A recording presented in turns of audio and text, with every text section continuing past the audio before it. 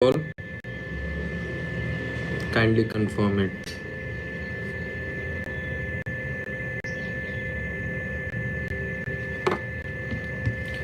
Hello everyone, my name is Kumar Subham and I have secured AIR 58 in Indian Forest Service examination of 2025 this year, and it was my second attempt in IFS examination, and overall I have given the 4 attempts including the civil services examination. Earlier I have also given one CSE interview.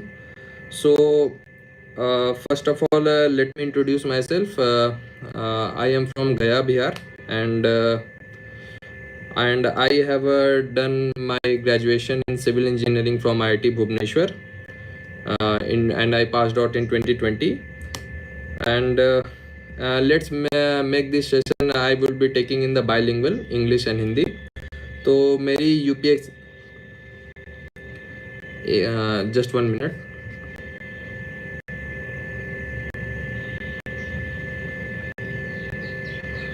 तो मेरी UPSC की journey से पहले मैं Hindustan petroleum में था, HPCL में, और मेरी पोस्टिंग थी बाड़मेर रिफाइनरी, HRRL रिफाइनरी में। मैंने वहाँ 2 साल वर्क किया था, और उसी वर्किंग एक्सपीरियंस के दौरान ही मुझे फील हुआ कि मुझे सिविल सर्विसेज की तरफ मेरा झुकाव है। तो मैंने अपनी जर्नी स्टार्ट की, फिर मैंने 2022 में जस्ट 1 सेकेंड, क्या इशू है?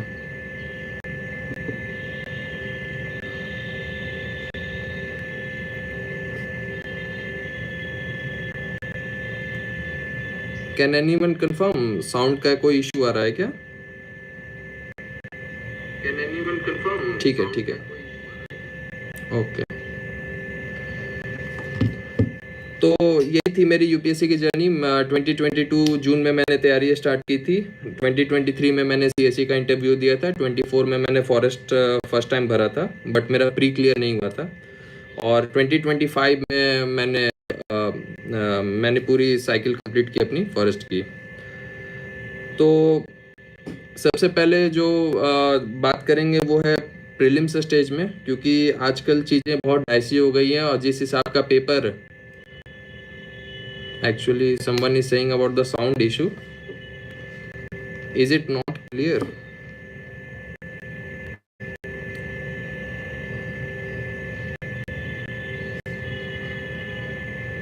Is it not clear sound?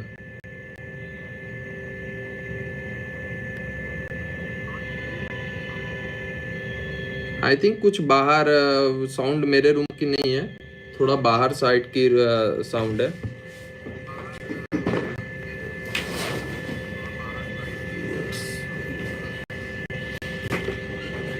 वो मैं कुछ कर नहीं सकता। वो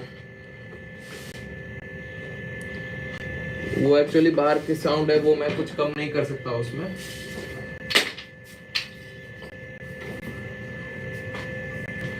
काइंडली बेयर विथ मी, मैं थोड़ा तेज बोलूँगा ताकि कोई इशू ना हो।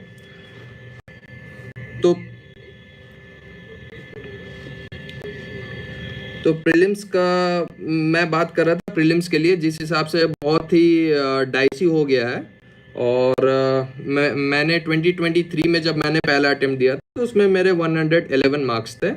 प्री मेरा कभी रुका नहीं है, और मैं फॉरेस्ट का प्री हर साल क्लियर कर ही जाता हूँ।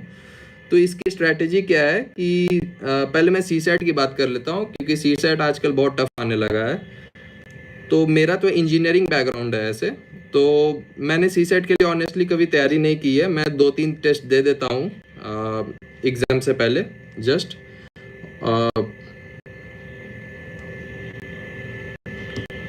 तो मैंने तैयारी की थी। तो जैसे अभ्यास के टेस्ट होते हैं, जैसे जो भी आपके जो टेस्ट होते हैं सीसेट में जो इंजीनियरिंग बैकग्राउंड के हैं, कोशिश करिएगा कि जब भी आप सीसेट में आप जाते हो, आप सीसेट की तैयारी करने जाते हो, तो उसमें आप ध्यान रखिए कि एग्ज़ाम हॉल में क्वेश्चंस हमेशा कुछ इजी आते हैं यूपीएससी में, और जैसे कॉम्प्रहेंशन के पार्ट कुछ इजी होंगे, या तो कुछ लॉजिक्स के पार्ट इजी होते हैं, या मैथ्स के पार्ट इजी होते हैं। तो आपने बहुत बार सुना होगा कि बहुत सारे आईआईटीज और आईआईएम के लोग भी सीसेट क्लियर नहीं कर पाते हैं। रीजन सिर्फ यही है कि वो लोग सही समय पर क्वेश्चंस को आइडेंटिफाई नहीं कर पाते हैं। तो हमें बहुत ही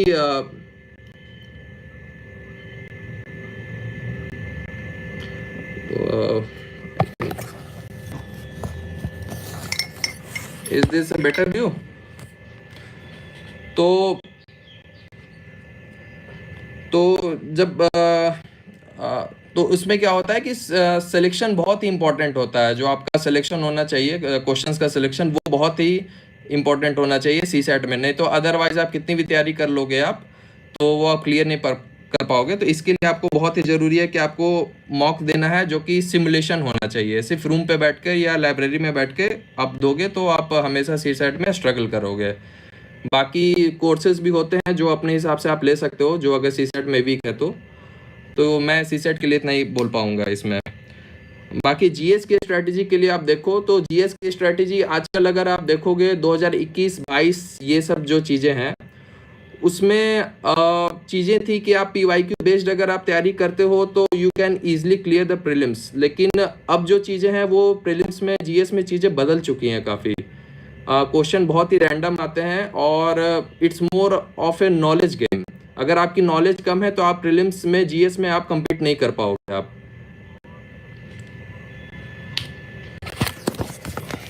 काफ़ी इश्यूज आ रहे हैं एक्चुअली। वो मैं कैमरा में इट्स अ टैबलेट, फ़ोन नहीं है, तो मैं एक्चुअली सामने ही देख रहा हूँ। तो थोड़ा सा इश्यूज है, टेक्निकल इश्यूज है, आप बियर करो मेरे साथ। अगर साउंड क्लियर आ रही है तो देन इट्स फाइन। तो बात वही है कि हमें क्या करना है कि जीएस में हमारा क्या होना चाहिए कि अब हमारा अप्रोच होता है मल्टीपल सोर्सेज का होना चाहिए हमारा जीएस में। जो मेरा पर्सनल मानना था, मैंने भी वो चीज़ें की हैं जीएस में। Multiple sources in the sense कि नहीं कि अगर मैं लक्ष्मीकांत पॉलिटी से पढ़ रहा हूँ तो मैं फिर पीएम बख्शी भी उठा लूँगा, वो नहीं। सोर्स मेरा एक ही होना चाहिए, लेकिन जो नॉलेज होना चाहिए मेरा वो बहुत अलग अलग जगह से होना चाहिए। वो नॉलेज मेरा अलग अलग जगह से मुझे कलेक्ट करना ही पड़ेगा, नहीं तो मैं रैंडम क्वेश्चंस को टैकल नहीं कर पाऊंगा, बिल्कुल भी नहीं कर पाऊंगा वो। तो अगर आप लक्ष्मीकांत करते हो तो जो जैसे करंट अफेयर्स के जो मैगजीन्स आते हैं आपको वो भी कवर अप करना पड़ेगा। साथ में मैं क्या करता था कि यूट्यूब्स में भी जब मैं सोशल मीडिया चलाता था तो यूट्यूब्स में भी आपको जैसे बहुत सारे कोचिंग्स का आप सब्सक्राइब करके रखोगे तो रैंडम क्वेश्चंस आपको मिलते रहते हैं। तो आपको सोशल मीडिया को ऐसा आपको ट्रेन करना पड़ेगा कि आपको नई नई चीज़ें के अपडेट्स आपको मिलते रहें। तो ये आपको चीज़ें थोड़ी सी चेंज करनी पड़ेंगी जीएस में, नहीं तो आप जीएस क्लियर नहीं कर पाएंगे। आप हमेशा आप नोटिस करिएगा आप 80 to 90 के बीच में ही आप स्टक करेंगे। दूसरी चीज़ें जीएस में इंपॉर्टेंट अब हो गई हैं कि डाइवर्सिटी ऑफ क्वेश्चंस है, कोई इतना ज़्यादा नहीं पढ़ सकता है कि वो प्रीलिम्स बहुत इजीली क्लियर कर पाए। लेकिन क्योंकि मेरा स्कोर हमेशा 110 के ऊपर रहता है तो उसके लिए हमें क्या करना चाहिए, मैं कुछ बुक लिस्ट बता देता हूँ, अपने हिसाब से देख लीजिएगा। क्योंकि मैं पहला टॉपर नहीं हूँ, बहुत से पहले के भी लोग हैं। तो बुक लिस्ट में आप देखिए तो पॉलिटी के लिए आप तो वही सेम सोर्स है लक्ष्मीकांत जो सभी बोलते हैं। उसके अलावा आपको अलग अलग जगह से जैसे बेयर कॉन्स्टिट्यूशन है, उसके कुछ ऐप्स आते हैं, आप वो डाउनलोड कर लीजिए। बेयर कॉन्स्टिट्यूशन जब भी समय मिले तो थोड़ा थोड़ा आप देखते रह सकते हो। अगर आपको कॉम्प्रिहेंसिव कवरेज करना है तो आतिश माथुर सर का भी नोट्स कवरेज अच्छा है, उनका भी अच्छा है। सेकंड चीज़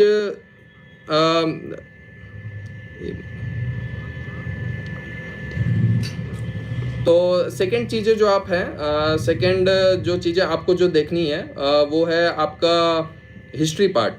तो हिस्ट्री पार्ट के लिए मैंने तो जो कोचिंग की थी वाजीराम से की थी। तो वाजीराम में एंशिएंट और मेडाइवल के नोट्स मैं अभी भी सेम ही यूज़ करता हूँ। मॉडर्न इंडिया के लिए आपको स्पेक्ट्रम लाइन टू लाइन आपको याद होनी पड़ेगी, अगर नहीं आ पा रहा है तो आप इश्यूज़ में हैं। इसको हिस्ट्री के लिए एक स्टेप आपको और जाना पड़ेगा डीपली। हिस्ट्री में आपको करना पड़ेगा कि आपको जैसे कुछ कुछ टेस्ट होते हैं जो सेक्शनल टेस्ट होते हैं हिस्ट्री के।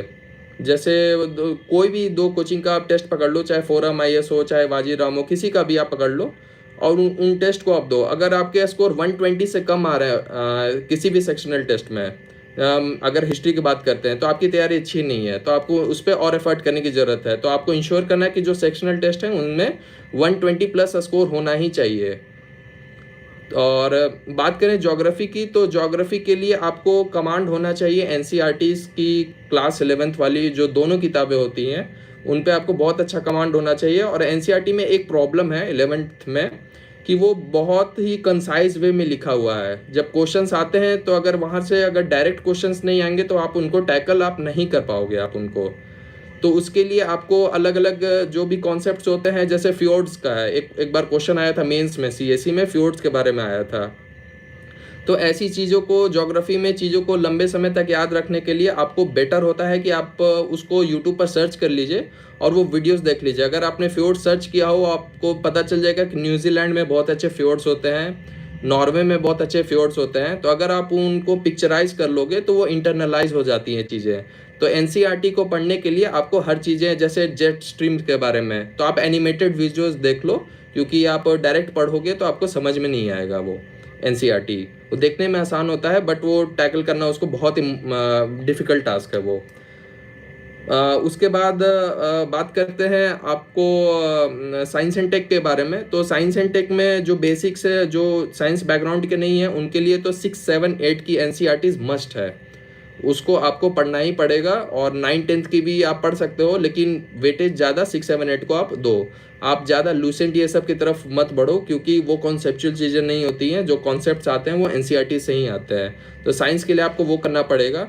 और इसमें साइंस एंड टेक थोड़ा अलग भी हो जाता है। साइंस के आप जनरली देखोगे आप GS1 में, तो साइंस के क्वेश्चंस 2-3 रहेंगे आपके, और साइंस एंड टेक्नोलॉजी अलग होता है। तो लोग एक्चुअली क्या करते हैं कि सिर्फ करंट अफेयर्स पढ़ के चले जाते हैं साइंस एंड टेक के लिए, जबकि साइंस पूरा छूट जाता है और क्वेश्चन साइंस से रहते हैं 3-4 क्वेश्चन। तो आपको वो भी टैकल करना पड़ेगा। तो साइंस एंड टेक के लिए आप चले जाओ करंट अफेयर्स में किसी भी मैगजीन का, और साइंस के लिए आपको 6, 7, 8 की एनसीईआरटीज़ पढ़नी पड़ेगी। इसके अलावा कुछ छूट रहा है क्या कोई? आई थिंक ज्योग्राफी मैंने बता दिया, मैंने हिस्ट्री के बारे में बताया, मैंने पॉलिटी बताया। इकोनॉमी एक्चुअली थोड़ा सा मेरा वीक पार्ट था।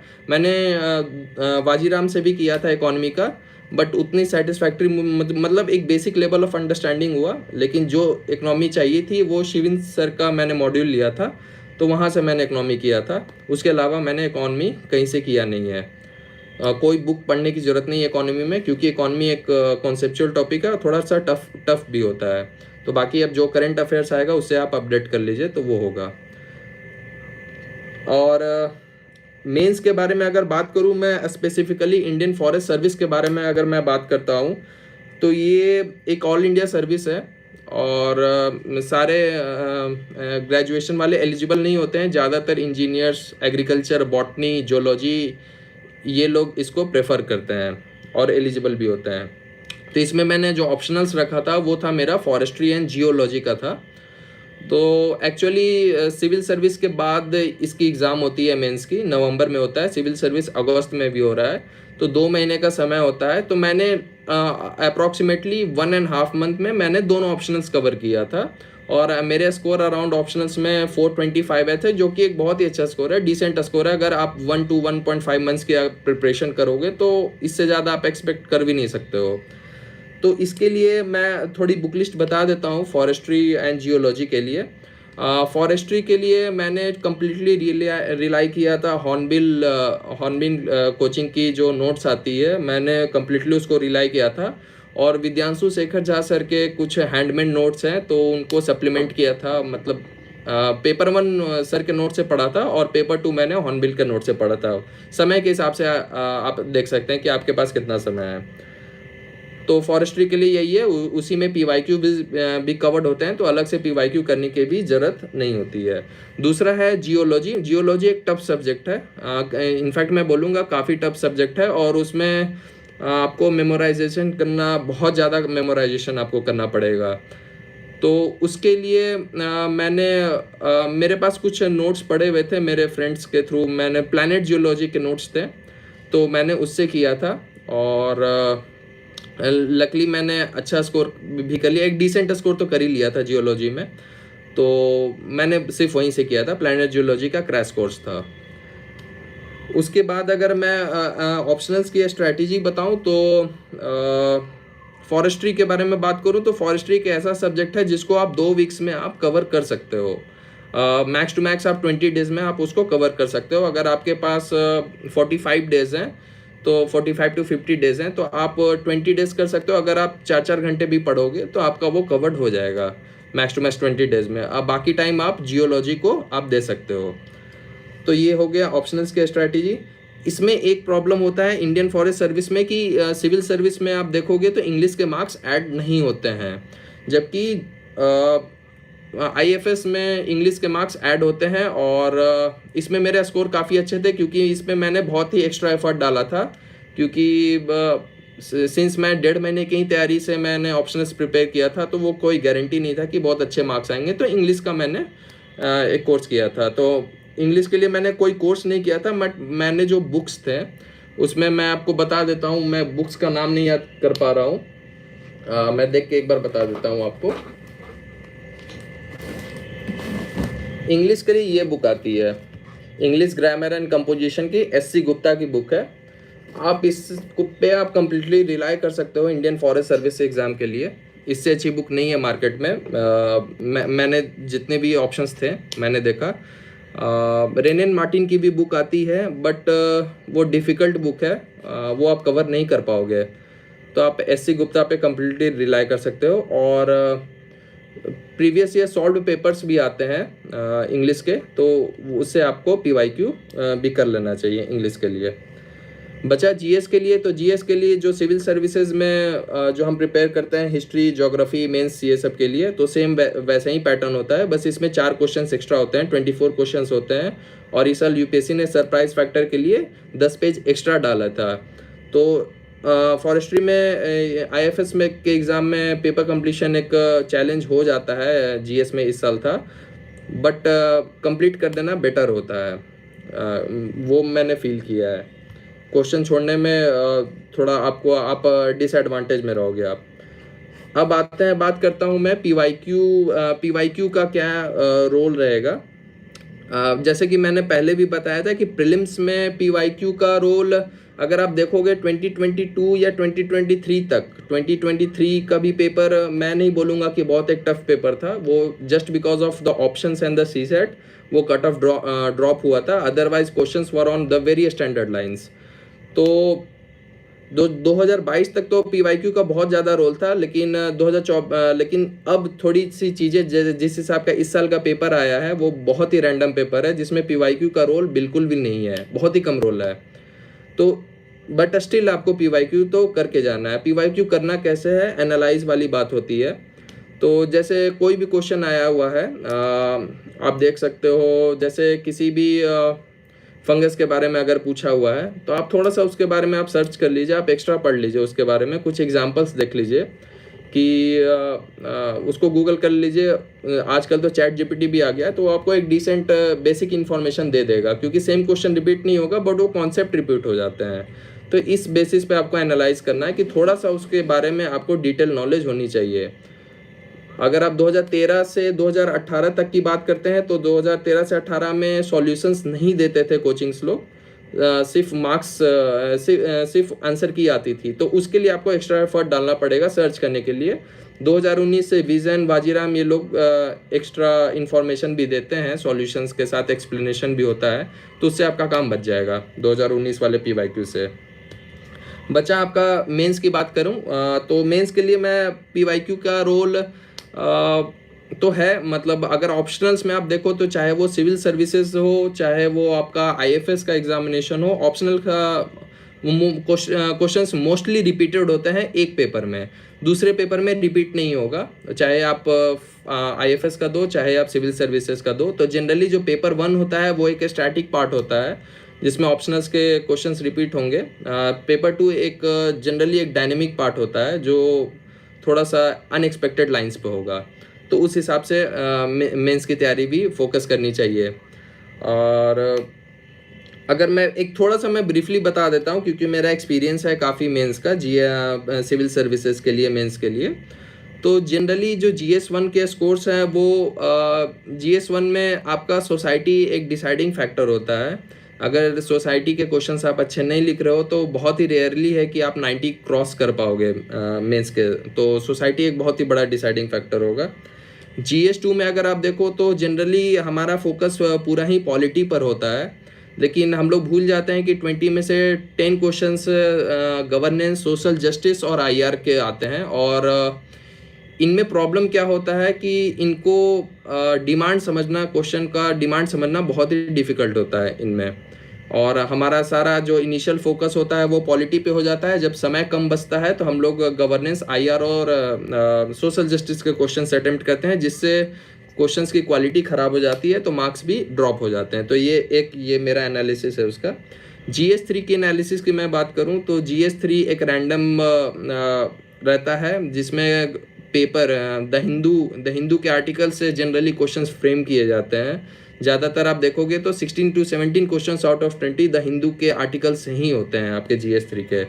तो वो वहाँ से एक थोड़ी प्रेडिक्टेबिलिटी मिलती है, लेकिन बट स्कोर्स कम आते हैं, जिसको मैं अभी तक खुद भी डिकोड नहीं कर पाया हूँ कि स्कोर्स टॉपर्स के ज़्यादा क्यों आ रहे हैं, कम क्यों आ रहे हैं। तो उसमें रैंडमनेस ऑफ मार्क्स है। कुछ अच्छी कॉपीज़ भी हैं जो 80s में रह जाती हैं, कुछ बहुत ही अच्छी कॉपीज़ नहीं होती हैं जो 100 भी क्रॉस कर रही हैं। तो वो एक अभी मैं उस पर कमेंट नहीं कर पाऊँगा। GS4 की अगर मैं बात करूं तो GS4 में आपको थोड़ा सा देखना पड़ेगा कि जनरली क्या है कि पेपर जो दो पार्ट में होता है, part A and part B. तो जो पार्ट ए होता है, अगर आप उसको पहले अटेम्प्ट कर ले रहे हो तो एक थोड़े से आपके मार्क्स हाई आने के चांसेस बढ़ जाते हैं, 100 क्रॉस आने के बढ़ जाते हैं, 110 भी क्रॉस कर सकता है, 20 भी जाता है। केस स्टडीज़ में अगर आप 4 केस स्टडीज़ अच्छे लिख दे रहे हो, 2 केस स्टडी एवरेज भी चल रहा है, तो आपके मार्क्स ठीक ठाक आ जाएंगे।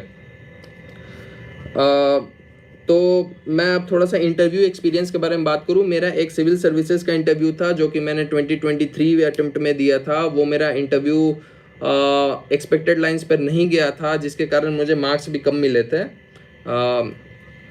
बट इसके बाद फिर मैंने स्टेट PCS भी 3 बार मैंने BPSC का स्टेट PCS फाइनली क्लियर किया है। तो मेरे पास 3 इंटरव्यूज़ का और एक्सपीरियंस आ गया था।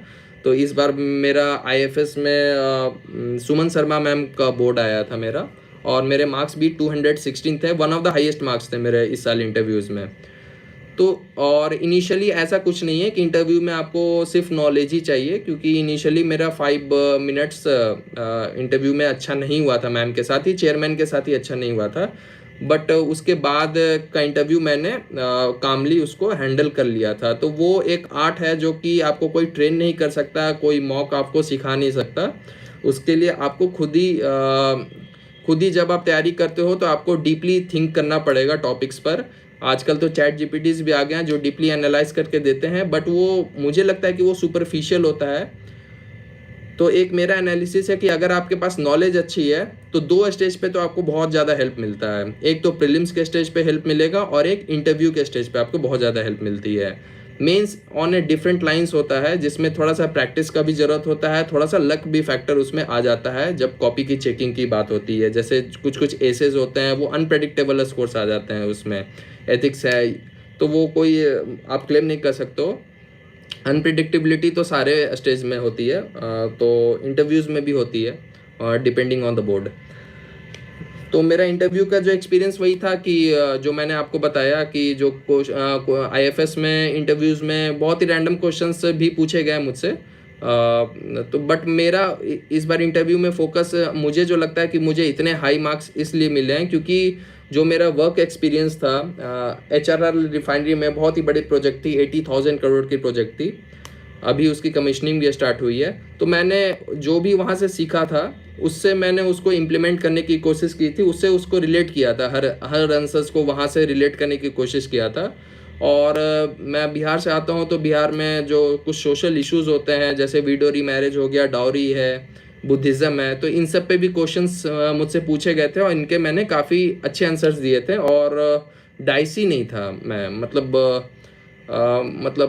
जो लोग बोलते हैं कि you have to give a very balanced answer, वैसा नहीं था। मेरा बहुत ही फर्म आंसर था, जो कि मुझे प्रोवोक किया गया था कि मुझे आंसर्स कि मैं चेंज कर दूं, बट मैंने चेंज नहीं किया था। मैंने अपना स्टैंस पे मैं फिक्स था, तो इसलिए मुझे मार्क्स अच्छे मिले इंटरव्यू में, जो मुझे लगता है। बचा एनसीईआरटीज़ का रोल। तो एनसीईआरटीज़ के बारे में अगर आप देखते हो तो एनसीईआरटीज़ में मैं कुछ कुछ बता देता हूँ। हिस्ट्री में एनसीईआरटी मस्ट है। अब कुछ लोग पूछते हैं कि ओल्ड एनसीईआरटीज़ की न्यू एनसीईआरटीज़, मैं ऑलवेज सजेस्ट करूँगा न्यू एनसीईआरटीज़। हिस्ट्री मेरा बहुत ही स्ट्रॉन्ग पार्ट है, और अगर आप क्वेश्चंस भी देखोगे तो न्यू एनसीईआरटी से क्वेश्चंस आने की प्रोबेबिलिटी बहुत हाई होती है। तो हमेशा आप न्यू एनसीईआरटीज़ को कंसिडर कीजिए। आर एस शर्मा और सतीश चंद्र पढ़ने की ज़रूरत अब नहीं है। बचा एनसीईआरटीज़ में ज्योग्राफी, तो एनसीईआरटी से ही होता है। तो आप अपने हिसाब से प्रिपरेशन से देख लीजिए कि आपकी तैयारी कहाँ पर स्टैंड आउट करती है, आपको चीज़ें कितनी समझ में आ रही हैं। अगर साइंस में आप वीक हो तो 6, 7, 8 की क्लास की एनसीईआरटीज़ आपको पढ़नी चाहिए, और न्यू एनसीईआरटीज़ पढ़नी चाहिए। ओल्ड पढ़ने की ज़रूरत नहीं है किसी भी सब्जेक्ट में। और आपको यूपीएससी की प्रिपरेशन कब स्टार्ट करनी चाहिए? इन माय ओपिनियन, जिस हिसाब से ये एग्ज़ाम जितना कॉम्पिटिटिव हो गया है, और हर स्टेज पे आपको नॉलेज चेक हो रही है बहुत ज़्यादा। चाहे आप प्रीलिम्स में देखो, इतना रैंडमनेस है। अगर आपके पास नॉलेज नहीं है तो आप रैंडम क्वेश्चंस को टैकल नहीं कर पाओगे। मेंस में भी वही गेम होता है। अगर आप प्रीलिम्स आपका अच्छा है तो आप मेंस में भी उन चीज़ों को आप कोट कर सकते हो। और इंटरव्यू में तो नॉलेज तो चाहिए ही चाहिए। अगर आपके पास नॉलेज नहीं है तो आपको मार्क्स नहीं मिलेंगे। तो इसके लिए आपको क्या करना पड़ेगा कि आपको मेरा अगर आप सजेशन लोगे, अगर आप ग्रेजुएशन अभी कर रहे हो, तो अगर आपको जॉब कहीं मिल रही है तो आप ज़रूर करो जॉब। एक्सपीरियंस होना जॉब, मैंने जो नोटिस किया है कि आजकल इंटरव्यूज़ में मार्क्स भी उन्हीं को मिल रहे हैं जो एक्सपीरियंस्ड बेस है और जो प्रैक्टिकल बातें करते हैं। आइडियलिस्टिक बातें करने वाले समय अब चला गया है, जो कि 10 से 15 साल पहले था। तो अब चीज़ें चेंज हो गई हैं, तो आपको भी थोड़ा चेंज होना पड़ेगा। तो आपको अगर जॉब करने की अपॉर्चुनिटी मिल रही है तो आप ज़रूर जॉब करो, और उसके बाद आप डिसाइड करो कि आपको यूपीएससी में आना है कि नहीं। किसी को देखकर आने की आपको ज़रूरत नहीं है। अगर आपकी इनर कॉलिंग है कि आप आ सकते हो, आप कुछ करना चाहते हो सोसाइटी की तरफ या अपने, और यूपीएससी आपको एक फाइनेंशियल स्टेबिलिटी भी अच्छी देता है, और एक वेल एक्सपोजर भी मिलता है आपको। तो उन सब चीज़ों को आप डिसाइड करो, तो उसके बाद ही आना बेटर रहता है। लेकिन कुछ कुछ लोग ग्रेजुएशन से भी आना शुरू हो जाते हैं, बट उसमें एक डिमेरिट भी है। मेरिट तो है कि अगर आप जल्दी सिलेक्ट हो जाते हो तो आपके पास बहुत ही हाई रैंक्स पे जाने का मौका मिलता है, लेकिन सभी कोई कैबिनेट सेक्रेटरी तो नहीं बन पाएंगे। तो वो सोच कर आप यूपीएससी की तैयारी में मत कूदो। वही मेरा सजेशन है। तो मैंने जो स्टार्ट किया था, मैंने आपको बता दिया था कि मैंने अपनी जर्नी 2022 में स्टार्ट की थी। मैंने पहले जॉब किया था, उसके बाद मैंने स्टेट पीसीएस भी लगातार मैं फर्स्ट ईयर से ही दे रहा था। तो मैं 69 बीपीएससी में भी सिलेक्ट हुआ। फिर मैं 69 बीपीएससी में एक्चुअली 2 में सेलेक्ट हुआ था, उसमें भी रैंक मेरी 58 थी, सेम रैंक थी। फिर सीडीपीओ में भी मेरे सिलेक्शन हुआ था उसी साल, मेरा रैंक 5th था बीपीएससी में। 78 बीपीएससी में भी मेरा अभी सिलेक्शन हुआ है, उसमें मेरी रैंक 472 है। तो मैंने जॉब भी किया बीपीएससी में, मौका मिला मुझे तो मैं 3 मंथ्स अभी जॉब भी किया था। उसके बाद इंडियन फॉरेस्ट सर्विस में भी हो गया है मेरा। तो बचा आपके पास है जो करेंट अफेयर्स के बारे में अगर मैं बात करता हूँ, तो करेंट अफेयर्स में एक्चुअली पीआईबी से अच्छा कोई सोर्स होता नहीं है, या न्यूज़पेपर से अच्छा कोई सोर्स नहीं होता है जनरली में। बट वो फिजिबल नहीं है। मतलब अगर आपको मैं बोल दूं कि आप पीआईबी से इस साल क्वेश्चंस अगर आए हैं 50-60 क्वेश्चंस प्रीलिम्स में आए हैं, तो अगर आप सोचोगे, अगर आपका नहीं हुआ है, अगर आप सोच रहे हो कि चलो मैं तैयारी अब नेक्स्ट ईयर में सारे पीवाईबीज कवर करूंगा, सारे मैं याद कर लूँगा, तो वो फिजिबल नहीं है। क्योंकि एक दिन पीवाईबी में कम से कम 25-30 पीआईबी आते हैं, 365 डेज है। ह्यूमनली इम्पॉसिबल है कि आप पीआईबी को कवर कर पाओ। तो आपको एप्लीकेशन बेस्ड नॉलेज पे ही फोकस करना पड़ेगा, ताकि जितनी भी रैंडमनेस आएगी तो आप एनी हाउ बस क्लियर कर जाओ इस एग्ज़ाम को। तो करेंट अफेयर्स के लिए आप स्टिल अभी जो कोर्सेज मार्केट में चल रहे हैं, जो आपको लग रहा है कि वो अगर होलिस्टिक कवरेज दे रहे हैं, तो आप वहीं से करिए। बहुत ज़्यादा न्यूज़पेपर, 2-3 न्यूज़पेपर पढ़ने का कोई मतलब नहीं है, ना ही पीआईबी आप कर सकते हो, फिजिबल नहीं है वो।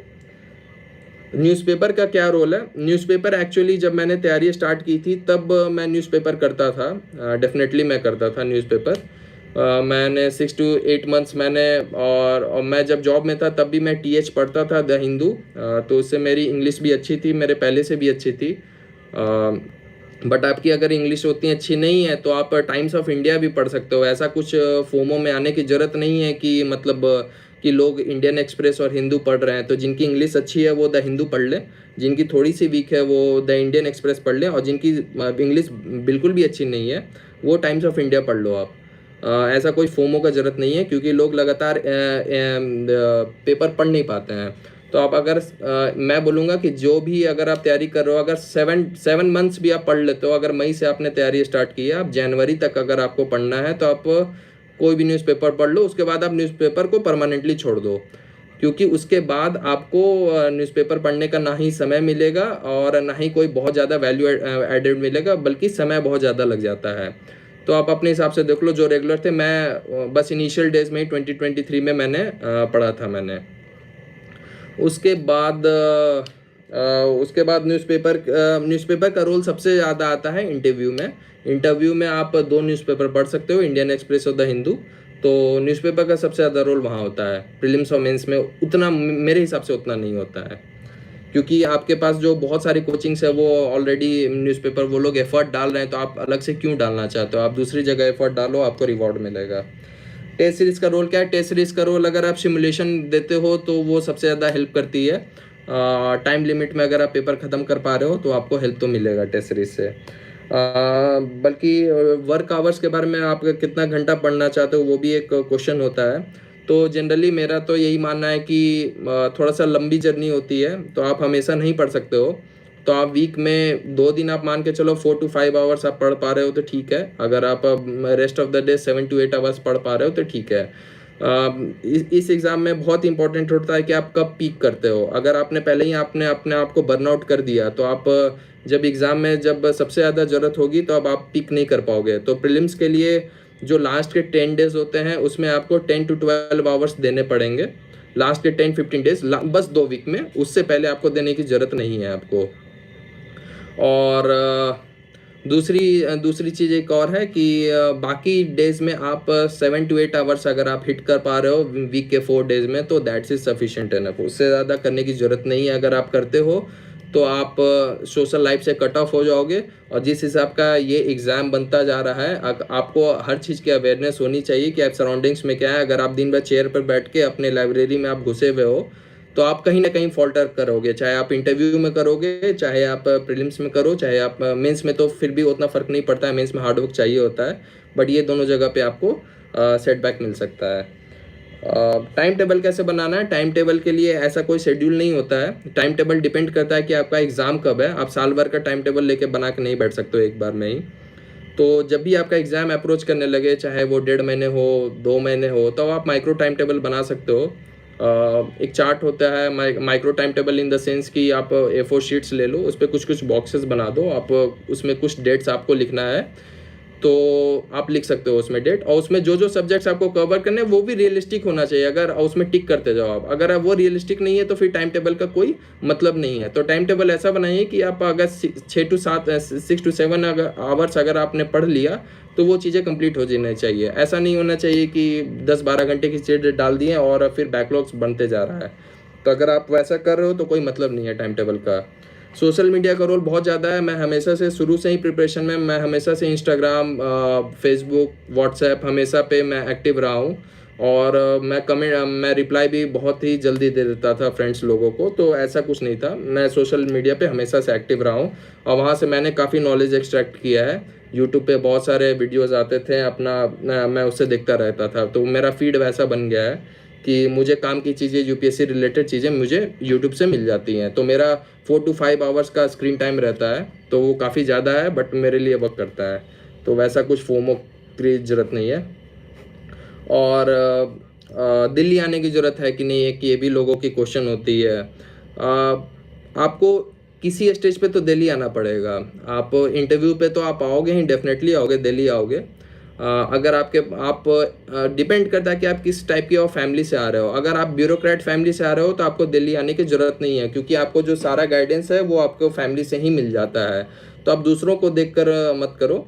अगर आपको कोई ट्रस्टेड सोर्स है जिसने एग्ज़ाम निकाली है, चाहे जो इंटरव्यू तक बार बार पहुंच रहा है, मेंस या तो मेंस लिख रहा है, जो क्रैक कर पा रहा है, या स्टेट सर्विसेज निकाल चुका है, अगर उससे आपको बहुत ही पर्सनल टच में हो आप, तब आपको दिल्ली आने की ज़रूरत बिल्कुल भी नहीं है।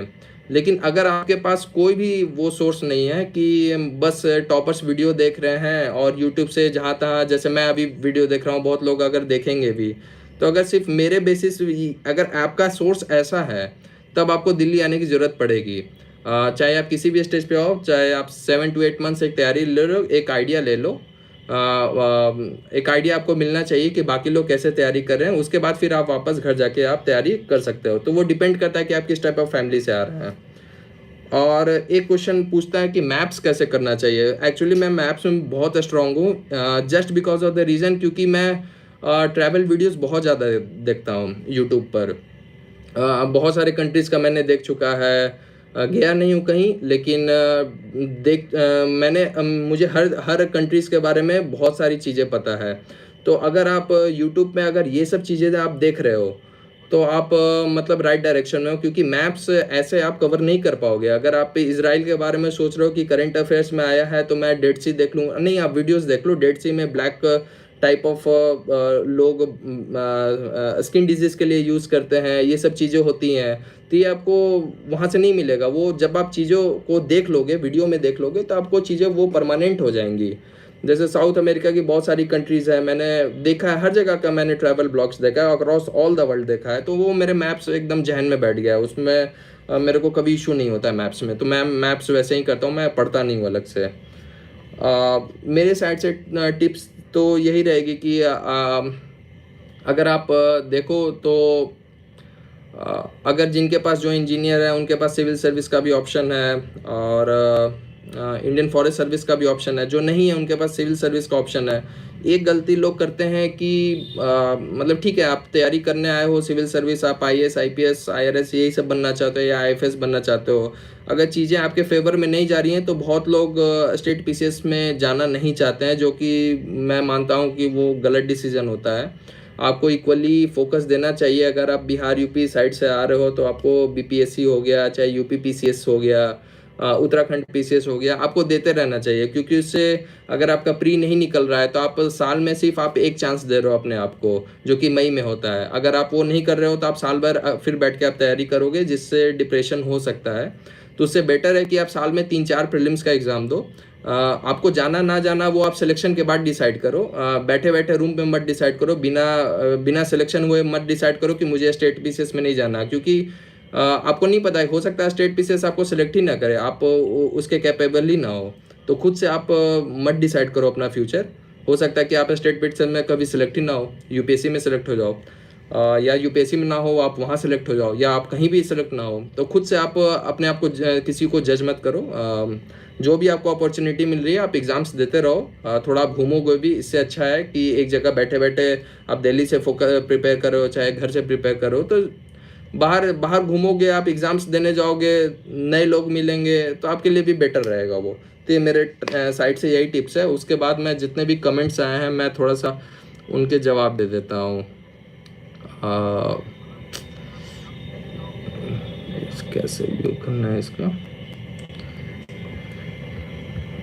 तो मैं एक बार कमेंट्स देख लेता हूँ। कुछ कुछ कमेंट्स आए हुए हैं। Sir tell me how to understand the syllabus and link with the text book and the PYQs। देखिए, अगर आपका ये क्वेश्चन है कि अगर आपको सिलेबस ही नहीं समझ में आ रहा है, तो आपकी तैयारी बहुत ही ख़राब है। अभी आप बहुत ही बेसिक स्टेज पे हो आप। तो इसके लिए आपको क्या करना पड़ेगा, इसके लिए आपको करना पड़ेगा कि लिंकेजेस आपको अगर समझने हैं, तो आपको एक मेंटर की ज़रूरत पड़ेगी ही पड़ेगी। क्योंकि आप अगर खुद से नहीं कर पा रहे हो ये चीज़ें, तो आपको बेसिक सोर्सेज तो सबसे पहले आप अच्छे से कवर कर लो। आप एनसीईआरटीज़ को कवर कर लो, उसके बाद ही। और आई थिंक, डोंट थिंक कि आप बहुत ही ज़्यादा एज के हो, आप बहुत ही कम एज के भी लग रहे हो। तो उस हिसाब से आपको पहले आप एनसीईआरटीज़ अपने कवर कर लो अच्छे से। जो बेसिक बुक्स हैं, जैसे लक्ष्मीकांत के बारे में मैंने बोला, जो हिस्ट्री के बारे में बोला, ज्योग्राफीज़ की एनसीईआरटीज़ हैं, इन सब चीज़ों के बारे में आप करो, तभी आप तैयारी स्टार्ट करोगे। आप ही बहुत ही इनिशियल फेजेज़ में हो, तो इसके लिए बहुत ही ज़्यादा परेशान होने की ज़रूरत नहीं है। Sir, I am doing BTech but my aim is UPSC, should I take some coaching और do I self study? BTech के बाद तो आप डिपेंड करता है कि आपकी ब्रांच क्या है। अगर आप कंप्यूटर साइंस के ब्रांच के हो, तो आपको डेफिनेटली कहीं ना कहीं बेटर अपॉर्चुनिटीज़ मिलेंगी प्राइवेट सेक्टर में। तो अगर आपके पास अपॉर्चुनिटी है वर्क करने का तो मैं तो सजेस्ट करूँगा कि आप थोड़ा वर्क कर लो। उसके बाद अगर आपको फील नहीं होता है तो फिर आप यूपीएससी की तरफ जा सकते हो। अगर आप बिल्कुल डिटरमाइंड हो कि नहीं यूपीएससी ही करना है तो उसमें फिर आप इनिशियली में सेल्फ स्टडी लो, सीधे डायरेक्ट कोचिंग पे मत जाना। इनिशियली कुछ दिन के लिए सेल्फ स्टडी ले लो 5-6 मंथ्स के लिए। जो बेसिक बुक्स हैं उसको आप 6-7 मंथ्स में आप कवर कर लो। तो एक जब बेसिक बन जाएगा तो उसके बाद आप कोचिंग की तरफ जा सकते हो, क्योंकि डायरेक्ट कोचिंग की तरफ जाओगे तो आपको भी वो इनिशियल इनर्शिया रहता है। वो जब इंजीनियरिंग से आप शिफ्ट होते हो सोशल साइंस में तो आपको 5-6 मंथ्स ऐसे भी वेस्ट ही होगा। तो उससे बेटर है कि आप खुद से थोड़ा एफर्ट कर लो 5-6 मंथ, उसके बाद आप कोचिंग की तरफ जाना। आप वापस से सिलेबस वाला वही क्वेश्चन है, सेम चीज़ है। सिलेबस के लिए आपको वो करना पड़ेगा। सिलेबस के लिए आपको थोड़ा सा मतलब आपको सिलेबस समझने के लिए पहले आपको अंडरस्टैंड करना पड़ेगा। आप सिलेबस देखो ही मत, पहले आप जो बेसिक बुक्स हैं उनको कवर करो। नहीं समझ में आता है तो आप यूट्यूब से थोड़ा वीडियोस से देखो। हर चैप्टर्स में बहुत सारे अवेलेबल वीडियोस हैं, वहाँ से आप समझो।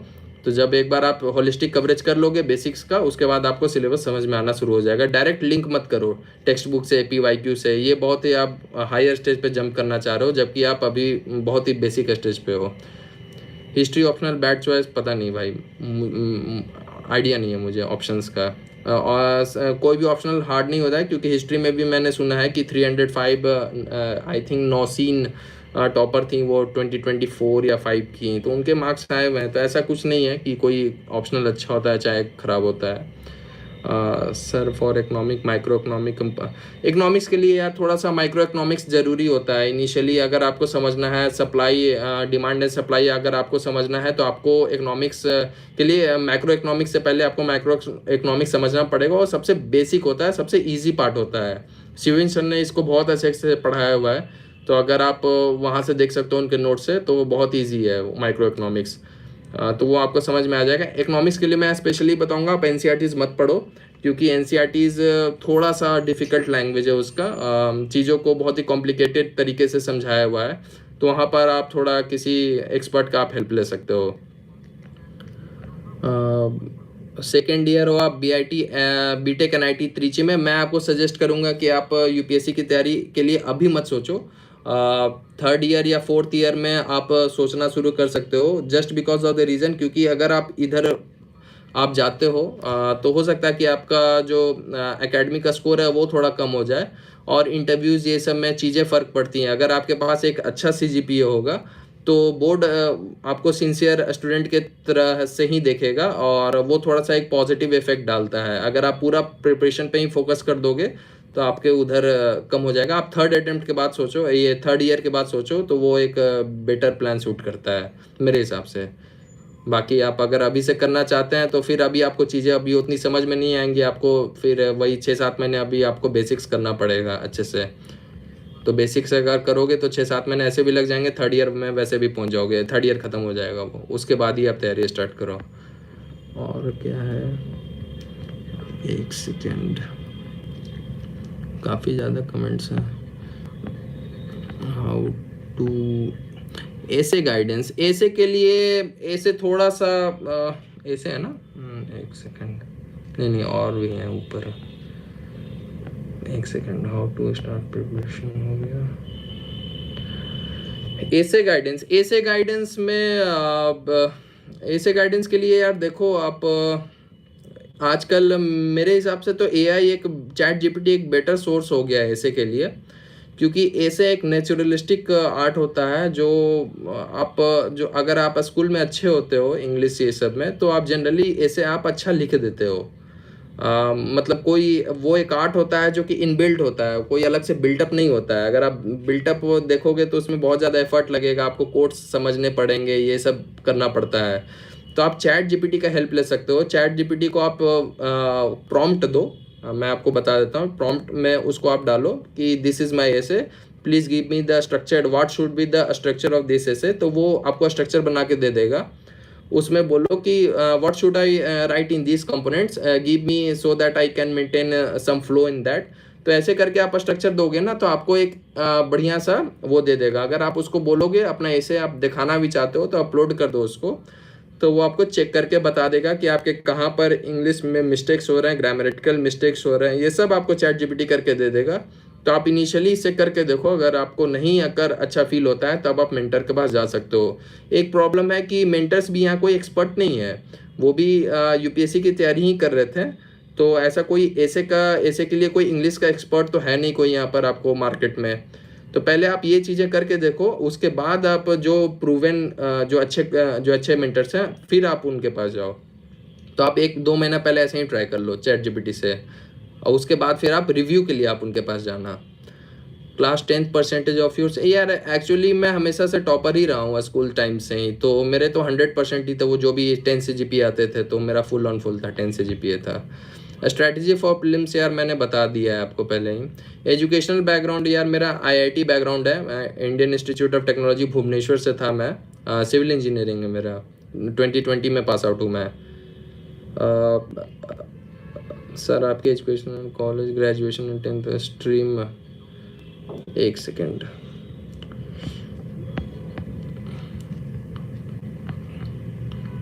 हाँ मेरे 12th में यार इस बार थोड़ा सा आई थिंक कुछ इश्यूज हुआ है चेकिंग का, जिसके कारण प्रोटेस्ट भी हुआ था। मतलब ठीक है, मतलब अगर आपके 75% से कम आ रहे हैं तो बेटर होगा कि आप बहुत सारे कॉलेजेस हैं, मैं कुछ नाम बता देता हूँ आपको। जैसे एक रमैया कॉलेज है आपका, वहाँ पर जो 60% मार्क्स पे एडमिशन ले लेता है, 58 पे भी ले लेता है वो, मुझे पता है। रमैया बैंगलोर में, ये कर्नाटका में है, बहुत अच्छा कॉलेज है, तो आप वहाँ ट्राई कर सकते हो। और भी बहुत सारे कॉलेजेस हैं प्राइवेट में जो कि अच्छे अपॉर्चुनिटीज़ आपको प्रोवाइड करते हैं। एक है आपका केरला में क्यूसेट का एग्ज़ाम होता है, वहाँ से भी आप ट्राई कर सकते हो। तो जो भी जोसा के अलावा जो भी अच्छे अच्छे कॉलेजेस हैं आप उनमें ट्राई कर सकते हो, या तो एक आर्किटेक्चर ब्रांच भी आता है उसमें भी आप ट्राई कर सकते हो, तो चीज़ें हो जाएंगी। तो ऐसा कुछ नहीं कि यार 12th में बहुत कम मार्क्स हैं तो आप आगे अच्छा नहीं कर सकते हो, ऐसा वो हार्ड एंड फास्ट नहीं होता है। ठीक है, आप IITs और NITs में नहीं जा पाओगे, ऐसा कुछ नहीं है, वो बाद में चीज़ें सेम ही हो जाती हैं। आपको IITs वाले भी लोग सेम कंपनी में मिलेंगे और प्राइवेट कॉलेज वाले भी लोग मिलेंगे। आप देख लो VIT है, वेलोर है, वो भी बहुत अच्छा कॉलेज है। तो इन सब कॉलेज में आप अलग से ट्राई कर सकते हो। 12th में मार्क्स कम है फिर भी, अगर 75 से नीचे है, 75 से ऊपर है तो आप NITs है, IITs के लिए ही ट्राई करना। अच्छा, ज्योग्राफी के सोर्सेज मैंने बता दिया, NCERTs है, 11th वाली है NCERTs दोनों। अगर आप बहुत ही ख़राब बेसिक है आपका तो 12th वाला भी पढ़ लेना, बट वो अपडेटेड नहीं है इसलिए मैं किसी को सजेस्ट नहीं करता हूँ। तो मार्क्स बहुत कम आए तो उसके लिए बहुत ही ज़्यादा वो प्रॉब्लमेटिक नहीं है। आपके पास मैंने कॉलेजेस बताए हैं, VIT वेलोर है, आप देख लेना, रमैया है, और भी बहुत अच्छे अच्छे कॉलेजेस हैं, तो ऐसा कोई बहुत बड़ा इशू नहीं है वो। अल्टरनेटिव ऑफ न्यूज़पेपर का यार कोई अल्टरनेटिव तो है नहीं। मैंने वही बताया था, 6 to 7 मंथ्स आप न्यूज़पेपर पढ़ लो, आपका जब आप बेसिक्स को कवर कर रहे हो तो आपको न्यूज़पेपर भी समझ में आना शुरू हो जाएंगी। अगर आपका न्यूज़पेपर में मतलब इंग्लिश बहुत अच्छी नहीं है तो टाइम्स ऑफ इंडिया आप कर सकते हो। Sir when you make notes while reading the topic, नहीं, नोट्स मेकिंग नहीं करनी है। नोट्स मेकिंग अगर आप करोगे तो नोट्स मेकिंग जस्ट एग्जाम से 10 दिन पहले आप देख सकते हो कि अगर आप शॉर्ट में कुछ क्रिस्प नोट्स बना सकते हो तो बना लो। जैसे जियोलॉजी के लिए मैंने बनाया था, ऑप्शनल्स के लिए बहुत ही रैंडम नोट्स थे वो, 5 डेज में मैंने 5 डेज में ही सारे नोट्स बना लिए थे। जस्ट बिकॉज जो भी चीज़ मुझे लगा कि ये इम्पोर्टेंट है, याद नहीं हो रहा है, तो मैंने वैसी चीज़ें, अगर बहुत डिटेल में अगर आपको नोट्स बनाने हैं तो फिर तो वो क्लास नोट्स बन जाएंगे आपके, जो बहुत ज़्यादा हेल्प नहीं करेगा वो। अगर आप खुद से सेल्फ स्टडी कर रहे हो तभी करना, अगर आप किसी कोचिंग से ले रहे हो तो उनका ही नोट्स यूज़ करो आप, और उसमें फिर वैल्यू एडिशंस करते रहना आप, तो वो बेटर रहेगा। और एग्ज़ाम से पहले आप शॉर्ट नोट्स बनाना, शॉर्ट नोट्स में वही चीज़ें होनी चाहिए जो चीज़ें आप कंटिन्यूसली भूल रहे हो, तो 4-5 बार आप रिवाइज़ कर लो, और उसके बाद भी जो चीज़ें याद नहीं हो रही हैं बस उसको टॉपिक के हिसाब से आप फिट कर दो, क्योंकि बहुत सारी चीज़ें हमको ऑटोमेटिक याद हो जाती हैं, तो उसके लिए हमें नोट्स बनाने की ज़रूरत नहीं है। उसमें हाउ टू प्रिपेयर क्या है इसमें, माई क्वेश्चन सर, कॉलेज के साथ 4 to 6 hours is enough for UPSC preparation इस डे। 4 to 6 to 7 आवर्स मैं तो खुद सफिशिएंट मानता हूँ कि अगर आप कॉलेज से बाहर भी हो, आप सिर्फ UPSC की भी तैयारी कर रहे हो, तो अगर आप 6 to 7 आवर्स आप दे पा रहे हो ऑन ए डेली बेसिस तो वो मोर देन सफिशिएंट होता है। आपको पीक करना पड़ता है एग्ज़ाम से जस्ट पहले। तो एग्ज़ाम से अगर आप 15-20 दिन पहले अगर आप 10-12 घंटे पीक कर जा रहे हो तो आपका रिजल्ट आने की अच्छी चांसेस हो जाती हैं। सर आई अब रुक जाओ एक सेकेंड। और क्या है, how to clear in the first attempt in any year preparation, serious question, not at all because I really got an year है। आप फर्स्ट अटेम्प्ट में कोई गारंटी तो नहीं दे सकता आपको कि आपका फर्स्ट अटेम्प्ट में हो जाएगा, क्योंकि इस एग्ज़ाम में आपका 20-30% तो लक बेस्ड एग्ज़ाम होता है ये, और जिस हिसाब से चीज़ें चेंज हो रही हैं तो लक का फैक्टर तो बहुत ज़्यादा बढ़ गया है इसमें। बट हाँ, आप अपने साइड से बहुत अच्छा प्रिपेयर कर सकते हो। आपको फर्स्ट अटेम्प्ट में अगर क्लियर करना है तो आपको तो पहले इंश्योर करना पड़ेगा कि आप दिसंबर तक आप मेंस रेडी हो जाओ। Mains ready in the sense कि आपने कुछ कुछ लिख दिया है, फुल लेंथ टेस्ट आप लिख चुके हो, जनवरी तक भी खींच सकते हो। आपका ऑप्शनल्स रेडी होना चाहिए, फैब तक तो आपका ऑप्शनल फुल्ली रेडी हो जाना चाहिए, और मेंस रेडी भी आप हो जाओगे पूरे। एसे का भी आपने कुछ 4-5 एसेस भी लिख दिए हैं, किसी से एवेलुएट करा लिया है, तो वो भी आपको करना पड़ेगा। और प्रीलिम्स में आपको श्योरिटी होनी चाहिए कि आप फॉरेस्ट का कट ऑफ क्लियर कर रहे हो। अगर वो नहीं है तो आप थोड़ा सा 100 क्रॉस तो आपको टारगेट करना पड़ेगा। अगर आप 100 नहीं क्रॉस कर पाओगे तो पहला तो वही स्टेज हो गया जिससे आप बाहर हो सकते हो। उसके बाद फिर आपको मेंस की तैयारी के लिए जो भी 60-70 दिन मिलते हैं आपको उसके लिए तैयारी करनी पड़ेगी। इंटरव्यू में थोड़ा सा फर्स्ट अटेम्प्ट को एज मिल जाता है क्योंकि वो अर्ली एज के होते हैं, तो मार्क्स भी बेटर मिलने के चांसेस होते हैं, बट वो काउंटर प्रोडक्टिव भी हो सकता है क्योंकि नॉलेज कम होता है। तो आप अपने साइड से अपना बेस्ट दो, उससे ज़्यादा कोई गारंटी आपको नहीं दे सकता। अगर कोई दे रहा है तो वो फ्रॉड है, फिर वो फर्स्ट अटेम्प्ट में ऐसा कोई गारंटी नहीं कर सकता है। अगर आपकी किस्मत में होगा तो आप कर जाओगे, आप कोई नहीं रुक पाएगा। 10th में तो मैंने बता दिया था, मेरे 10 CGPA थे। 12th में मेरे 94% मार्क्स थे। CBSE बोर्ड का हूँ मैं। How to clear in the first attempt, वही मैंने बताया कि आप अपने साइड से दिसंबर तक मेंस रेडी हो जाओ, ऑप्शनल्स को आप फैब तक कर लेना, और प्रीलिम्स में आप टारगेट करो 100+ मार्क्स का। और इंटरव्यू थोड़ा सा लक बेस्ड गेम होता है क्योंकि पता नहीं क्या क्वेश्चन आपसे पूछ दिया जाएगा बस लेकिन उसको भी थोड़ा सा अगर रैंडमनेस कम करना है तो आप डैफ को अच्छे से प्रिपेयर करो, तो वो बात की चीज़ें हैं। पहले आप मेंस क्वालिफाई करो, उसके बाद आप सोचना है। डायरेक्ट अगर आप सोचोगे कि मैं फर्स्ट अटेम्प्ट में क्लियर कर जाऊंगा तो आप पैनिक कर जाओगे एग्ज़ाम के अंदर में, क्योंकि आपसे बहुत अच्छे अच्छे लोग बैठे हुए रहते हैं जो कि प्रेशर सिचुएशन को बहुत अच्छा हैंडल कर पाते हैं। अगर आप पहले से ही अपने पे प्रेशर बना लेते हो कि मुझे फर्स्ट अटेम्प्ट में ही क्लियर करना है, तो हो सकता है कि आप कभी ना क्लियर कर पाओ, क्योंकि वो ट्रॉमा एक क्रिएट कर देगा आपको। तो बेटर है कि आप 1 स्टेज एट ए टाइम, जैसे क्रिकेट में भी होता है, जब आप चेस करने जाते हो, जब मैच आप देखते हो तो उसमें आप 2 ओवर 3 ओवर 5 ओवर वैसे कुछ टारगेट करते हो। अगर आपको 350 चेस करना है तो डायरेक्ट आप ये नहीं सोचोगे कि मेरे को 350 ही चेस कर देना है, तो आप पहले सोचोगे कि विकेट ना गिरने दूँ, 100 तक पार्टनरशिप करूँ फिर। तो वैसे ही गेम यहाँ पर भी है। आप डायरेक्टली अपने आप पे इतना ज़्यादा प्रेशर नहीं दे सकते हो कि मतलब फर्स्ट अटेम्प्ट में ही क्लियर करना है। वो आप अपने चीज़ों को सही हिसाब से करोगे तो आपके चांसेस बढ़ जाएंगे, श्योरिटी कोई नहीं दे सकता है। नहीं, आपको सोर्सेज बदलने की ज़रूरत नहीं है। यूपीएससी में जो सोर्सेज, जो स्टैंडर्ड बुक्स फॉलो हो रहे हैं, जो एनसीईआरटीज़ फॉलो हो रहे हैं, आपको वही फॉलो करना है, कोई चेंज करने की ज़रूरत नहीं है आपको। How to clear in the first attempt, ये तो वही हो गया। Why aren't you seeing is, वो मैं अब देखना शुरू कर दिया हूँ। इस बेयर एक्ट ऑफ, नहीं, आपको लक्ष्मीकांत तो पढ़ना ही पढ़ना है। आपको पॉलिटी के लिए आपको लक्ष्मीकांत तो पढ़ना ही है, और बेयर एक्ट भी आप बेयर एक्ट आप देखो, मतलब वो कोई याद नहीं कर सकता, आप साथ साथ में देखते रहो। मैंने बताया कि एक ऐप होता है कॉन्स्टिट्यूशन का, आप डाउनलोड कर लो फ़ोन में। कोई बुक खरीदने की ज़रूरत नहीं है, वो ऐप के हिसाब से जब भी आप पढ़ो तो आप अपना बेयर एक्ट को वहाँ से देख सकते हो। If I have a 3-4 years for the career and no financial problem, then should I give? हाँ, अगर फाइनेंशियल इश्यूज़ नहीं है, सबसे ज़्यादा यूपीएससी में इश्यूज़ वही होता है कि आप फाइनेंशियली इंडिपेंडेंट बनना चाहते हो, फाइनेंशियली डिपेंडेंट हो जाते हो बहुत लंबे समय के लिए। और अगर आप दिल्ली ये सब में रह रहे हो तो आपको पर मंथ आपको 25 से 30,000 आपको पे करना पड़ेगा, यहाँ पर कॉस्ट ज़्यादा होती है। तो अगर फाइनेंशियल प्रॉब्लम्स नहीं है तब आप आराम से तैयारी कर सकते हो, तब आपके पास एक एज होता है कि मतलब आप मतलब ये वाला फैक्टर आपके दिमाग में नहीं रहेगा।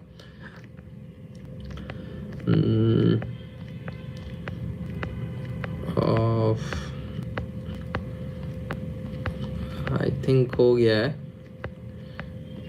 आई did MA in English literature, should I join the essay test series? एक मैं बता देता हूँ कि एक मास्टर सी थे या जो भी थे इंग्लिश लिटरेचर में, he got 162 marks in essay, one of the highest marks है तुम्हारा 5 ईयर्स में। तो इंग्लिश लिटरेचर, अगर हो सकता है कि आप इंग्लिश लिटरेचर से हो, आप बहुत ज़्यादा मेंटरशिप में जाते हो, तो हो सकता है कि आप जितना लिख पाते हो उससे कम ही पोटेंशियल पे लिखो, क्योंकि आपसे कम ही लोगों को आता है। आप आपकी तो लैंग्वेज अच्छी है, तो उसमें कोई डाउट नहीं, उससे आपको किसी की सजेशन लेने की ज़रूरत नहीं है, बिल्कुल भी नहीं है, क्योंकि आपसे कम ही पढ़े लिखे लोग हैं यहाँ पर इंग्लिश में। दूसरी चीज़ ये है कि आपको जो कंटेंट चाहिए, जो जो आपसे जो जिनसे आप चेक कराओगे, उनका कंटेंट आपसे बेटर होगा, कि क्या डालना चाहिए, क्या एग्जाम्पल्स डालना चाहिए, वर्ल्ड एग्जाम्पल्स हैं, तो आपको वहाँ उनसे फीडबैक लेने की ज़रूरत है, ना कि आपको सेंटेंस फ्रेमिंग में आपको उनसे ज़्यादा फीडबैक लेने की ज़रूरत है, ना ही ग्रामर में लेने की ज़रूरत है।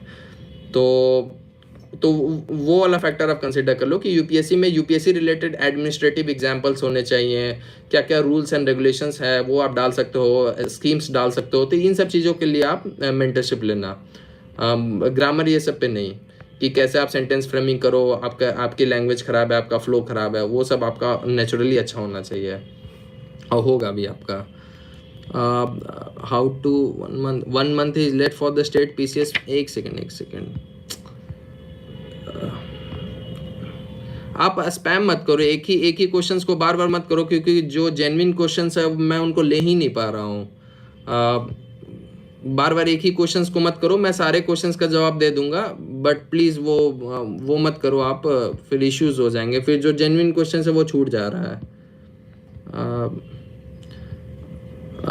Now I am in first year of graduation, how can I start my preparation है, what is my road map for the 3 years है। रोड मैप यही होना चाहिए कि आप ग्रेजुएशन अच्छे से कर लो, आपका जो सब्जेक्ट होगा अगर आप मास्टरी कर ले तो आपका एक ऑप्शनल रेडी हो जाएगा, बहुत अच्छे से रेडी हो जाएगा, तो वो बेटर होगा आपके लिए। जीएस तो आप कर लोगे, प्रीलिम्स भी बाद में ही आएगा, क्योंकि वो करंट अफेयर्स बेस्ड होता है, जो आप पढ़ोगे वो 4 साल चीज़ें बदल जाएंगी, तो बेटर है कि आप ऑप्शनल्स, अगर आप ग्रेजुएशन वाले सब्जेक्ट को ही रखना चाहते हो तो उसको अच्छे से पढ़ लो ग्रेजुएशन को।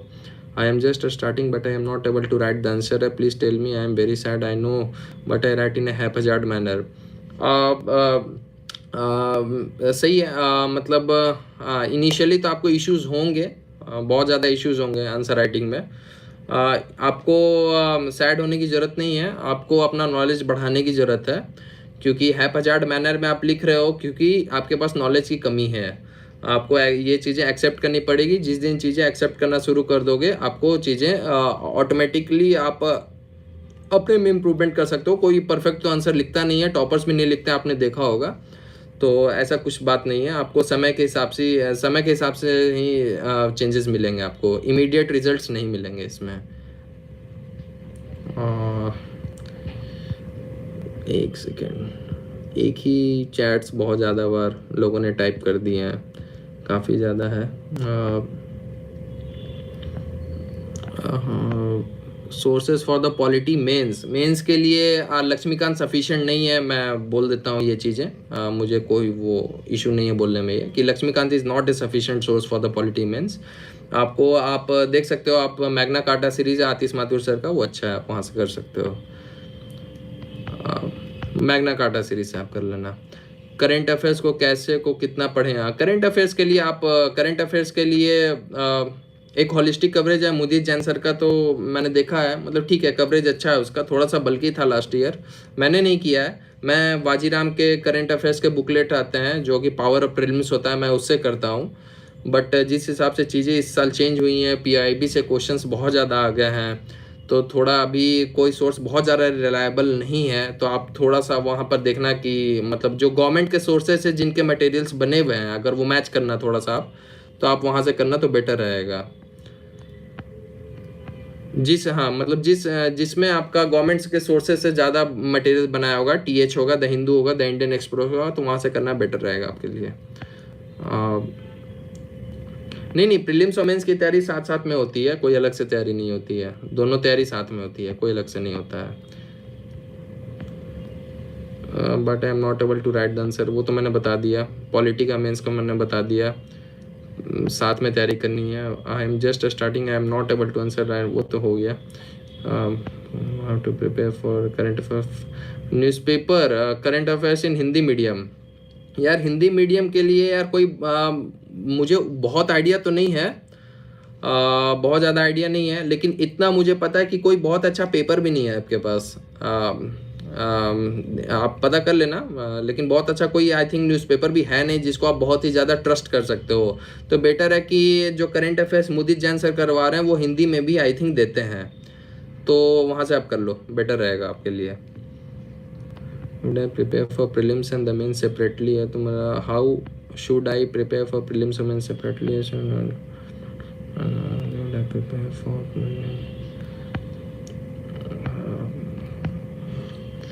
हाँ अगर आप 1 साल लगता है सिलेबस कंप्लीट करने में, अगर आप 1.5 साल तो आप मान के चलो कि 1.5 साल रहेगा, तो 27 के आप एंड में अगर आप अभी स्टार्ट करते हो तो 2027 के एंड में आप अच्छे से चीज़ों को कवर अप कर लोगे।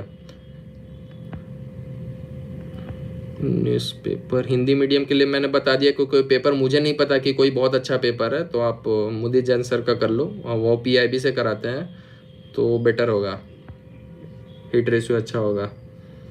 और आई एम जस्ट स्टार्टिंग है तुम्हारा, but I am not able to write the answer है। आई थिंक सारे का आंसर दे दिया मैंने, और कुछ है क्या? Could you please recommend any coaching for beginners है तुम्हारा, who are not from the humanities background and which basics to cover.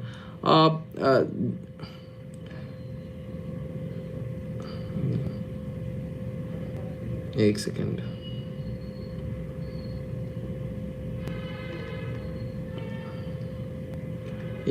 हाँ।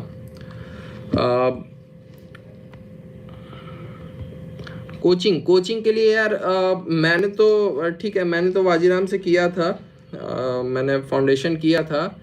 आप कर सकते हो। मैं कोचिंग के लिए मेरा तो पर्सनल सजेशन यही है कि आप सब्जेक्ट वाइज भी अगर आप कोचिंग करते हो तो बेटर होगा।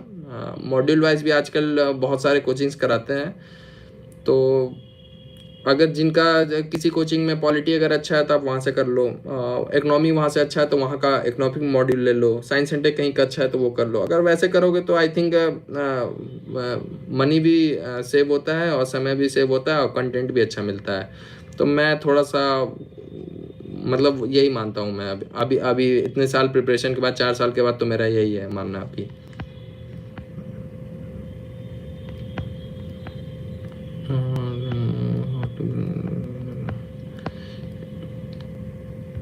What and how much did you read in the current affairs? Current affairs के लिए आपको 2 बार तो आपको गो थ्रू करना पड़ेगा मैगजीन को। और सबसे इम्पॉर्टेंट है कि जो भी सिमुलेटर्स होते हैं, जैसे फोरम के सिमुलेटर्स होते हैं, तो उनमें जो करंट अफेयर्स आ रहे हैं, चाहे अनुभव के टेस्ट होते हैं, चाहे अभ्यास के टेस्ट होते हैं, चाहे वाजीराम्स का जो टेस्ट होते हैं, ओपन टेस्ट होते हैं, तो उनमें आप देखोगे कि जो करंट अफेयर्स में बहुत इंपॉर्टेंट टॉपिक्स होते हैं वो रिपीट होना शुरू कर देते हैं। तो उस हिसाब से आप प्रिपेयर करो कि वो सारे क्वेश्चंस आपके गलत नहीं होने चाहिए। और बाकी जो है वो जो सोर्सेस आप पढ़ रहे हो आप उसको 2 बार रिवाइज कर लो। अगर याद रहता है तो ठीक है, नहीं याद रहता है तो कुछ लॉजिक लगाओ, अगर लॉजिक भी नहीं लग पा रहा है तो उसको स्किप कर दो। एक second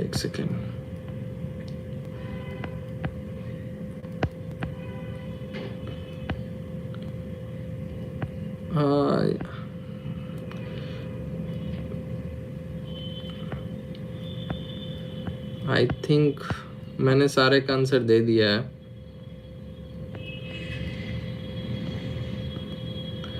how to prepare, I have to attempt newspaper current affairs in 20 from Hindi medium, book strategy आप देख लेना। मैंने वही बताया, आपके हिंदी मीडियम के लिए भी वही बुक स्ट्रेटेजी होगी, कोई अलग नहीं होगी।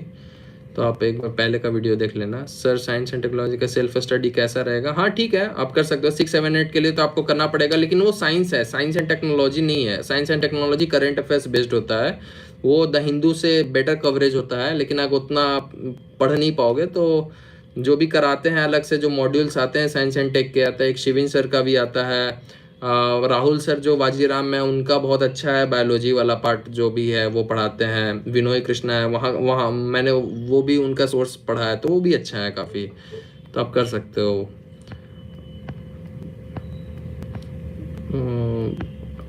मेंस आंसर राइटिंग कैसे स्टार्ट करें from the basic? Mains answer writing के लिए आप आजकल तो चीज़ें हो गई हैं कि आप थोड़ा सा इनिशियली आप क्वेश्चंस को देखो, थोड़ा सा चैट जीपीटी करो, चाहे क्लाउड का यूज़ करो, एक बेसिक फ्रेमवर्क तो देख ही लो। टॉपर्स आंसर्स कॉपीज आप देख सकते हो कि लोग कैसे लिख रहे हैं, और कोशिश करो कि कम कंटेंट में जितना ज़्यादा आप डिलीवर कर सकते हो, तो आप इनिशियली 1.5 पेज ही लिखना, उससे ज़्यादा मत लिखना। तो थोड़ा कोशिश करो कि 9-10 मिनट में आप 1.5 पेज लिख लो, उसके बाद फिर आप धीरे धीरे इम्प्रूव करना। Just graduated from the DU, I have joined the online coaching foundation and I am doing from home, can you please suggest me what should I do है तुम्हारा, and I should not isolated अगर नहीं रहना है तो आप social media पे रहो, आप यूज़ करो 1-2 घंटा, कोई इशू नहीं है। और ऑनलाइन कोचिंग फाउंडेशन है तो आप अपना ऑनलाइन कोचिंग्स करो, जो नोट्स बनते हैं उसको बनाओ, रिवाइज करो। अगर आपको पास पेपर पढ़ने का समय है तो पेपर भी पढ़ लो 6-7 महीने के लिए। वही स्ट्रैटेजी है जो मैंने बताया, कोई आपके लिए अलग से स्ट्रैटेजी नहीं है। आप घर से तैयारी कर रहे हो तो आपके लिए जो खाने का समय ये सब जो बच रहा है, तो आप उसको यूज़ कर सकते हो आपके फन एक्टिविटीज़ के लिए, ताकि आप आइसोलेट ना हो। बीजन आइस मटेरियल प्लस लक्ष्मीकांत है। लक्ष्मीकांत तो नॉट सफिशिएंट फॉर मेंस है, क्योंकि लक्ष्मीकांत के जो बेसिक्स है वो जो आप प्रीलिम्स में पढ़ते हो वो तो आपको पता ही होता है। उसके अलावा पॉलिटी थोड़ा करंट अफेयर्स बेस्ड होता है, तो आइए आतिश माथुर सर का मैग्ना कार्टा सीरीज ही मैं बोलूँगा, वो सही है वो। Hello sir, which coaching should I join for the GS foundation course है तुम्हारा फॉर स्ट्रॉन्ग बेसिक्स? मैं कोचिंग का नाम तो स्पेशली नहीं ले सकता हूँ, लेकिन अगर आप देख सकते हो कि अगर कुछ चीज़ें आप खुद से कर सकते हो तो आप कर लो।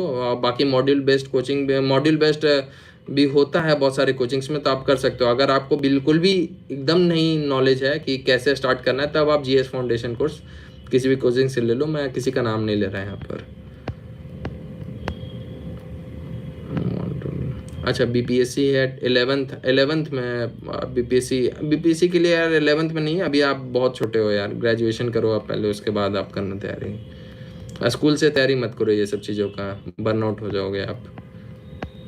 How to prepare, I have to.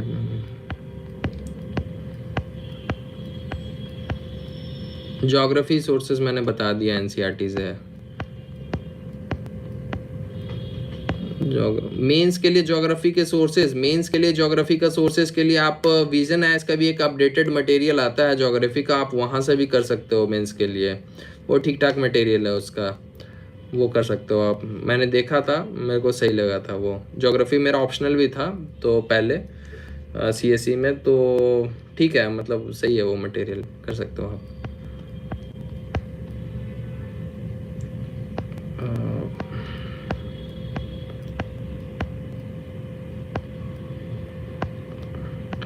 मेरा कोई, मैंने ऐसे कोई ऑफिशियल टेलीग्राम आईडी तो मैंने नहीं बनाई है, क्योंकि मैं पता है कि मैं 1-2 महीने के बाद उसको यूज़ नहीं करूँगा, इसलिए मैंने कोई टेलीग्राम आईडी नहीं बनाई है। मेरी इंस्टाग्राम आईडी ही है बस, कुमार शुभम 24 के नाम से है। उसके अलावा मेरे पास कोई आईडी नहीं है टेलीग्राम का, वो पर्सनल है, वो मैं शेयर नहीं कर सकता यहाँ पर।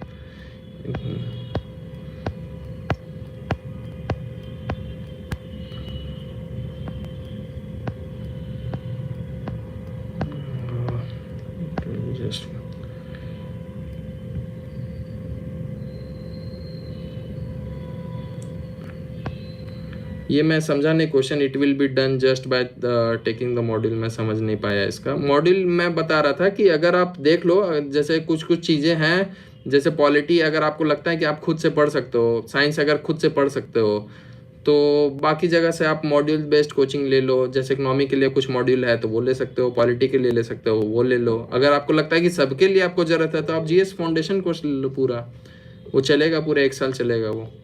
तो अपने हिसाब से आप कस्टमाइज लो, मतलब डिपेंडिंग ऑन कि आपके पास कितना फाइनेंशियल बैकिंग है, उस हिसाब से आप देख सकते हो, क्योंकि जीएस फाउंडेशन कोर्सेज के कॉस्ट भी ज़्यादा होते हैं, 1.8 लाख के करीब होते हैं। तो आप उस हिसाब से भी आप डिसाइड करो, और जो मॉड्यूल कोर्सेज होते हैं वो थोड़े सस्ते आते हैं, तो वहाँ से भी आप प्रैग्मेटिक डिसीजन लेना, किसी के बहकावे में आने की ज़रूरत नहीं है। यार टेलीग्राम नहीं है, अगर कुछ होगा मैं बना के मैं शेयर कर दूंगा, चैनल पे मैं डलवा दूंगा। मैंने अभी बनाया नहीं है टेलीग्राम पे कुछ।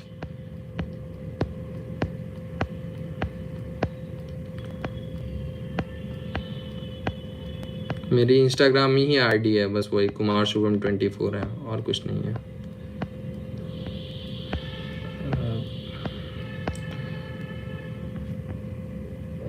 BA in political science and geography and UPSC in state interview सही रहेगा, and offline versus online coaching, PW versus साथी वर्सेस खान सर मैं बीटेक नहीं, बीटेक ना, आई एम थिंकिंग, समझ नहीं, BA in political science and geography, मैं question नहीं समझ पा रहा हूँ, प्लस यूपीएससी इन स्टेट यूनिवर्सिटी, आपका क्वेश्चन नहीं समझ पा रहा हूँ। 12th come back I50, question नहीं समझ में आ रहा, आपने बहुत सारी चीज़ें पूछ दी हैं।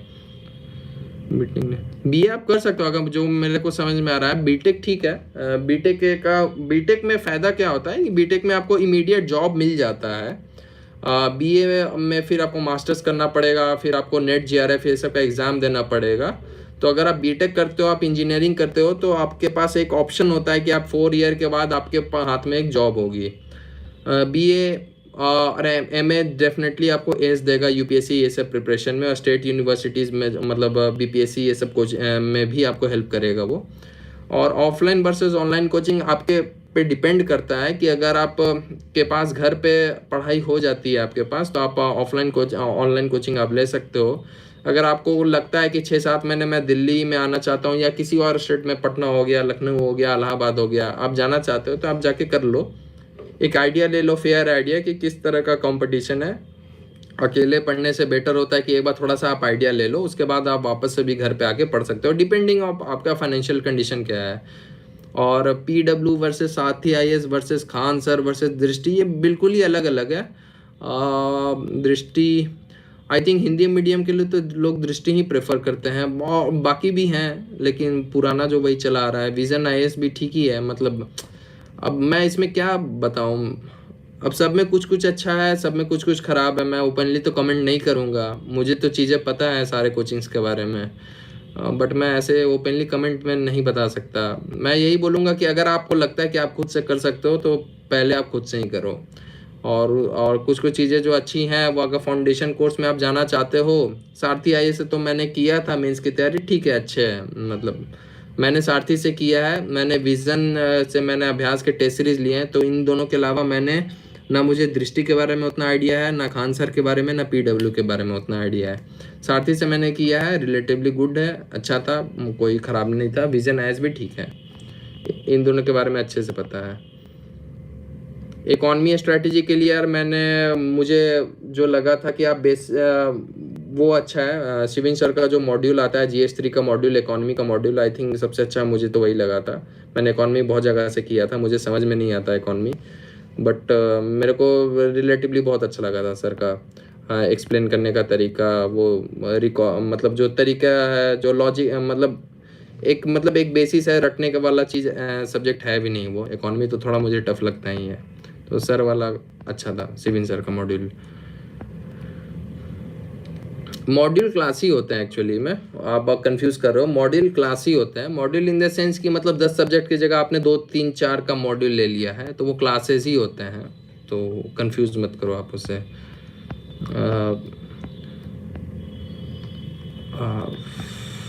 बाजीराम एंड रवि का science and technology not good से अनदर सोर्स, नहीं, बाजीराम का साइंस एंड टेक्नोलॉजी काफ़ी अच्छा है। उस समय विनोय कृष्णा सर थे, और राहुल सर थे उसमें, और एक न्यूक्लियर के भी सर थे, मुझे नाम नहीं याद आ रहा है सर का, बट साइंस एंड टेक तो काफ़ी अच्छा था बाजीराम का। वो नोट्स मैं अभी भी यूज़ करता हूँ प्रीलिम्स में, और उससे हिट रेशियो अभी भी होता है, तो मैं तो नहीं बोलूँगा कि वो अच्छा नहीं है। जो मैं बता रहा हूँ सोर्सेज बहुत ही क्रेडिबल है, उसमें कोई डाउट नहीं है उसमें। बाकी अपने आप पे डिपेंड करता है, आपको समझ में आ रहा है कि नहीं, बट उसकी क्रेडिबिलिटी तो है यूपीएससी में उस नोट्स की।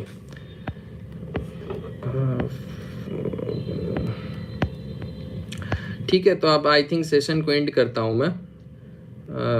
ज्योग्राफी में प्रॉब्लम 11th में ज्योग्राफी में problem like I am not able.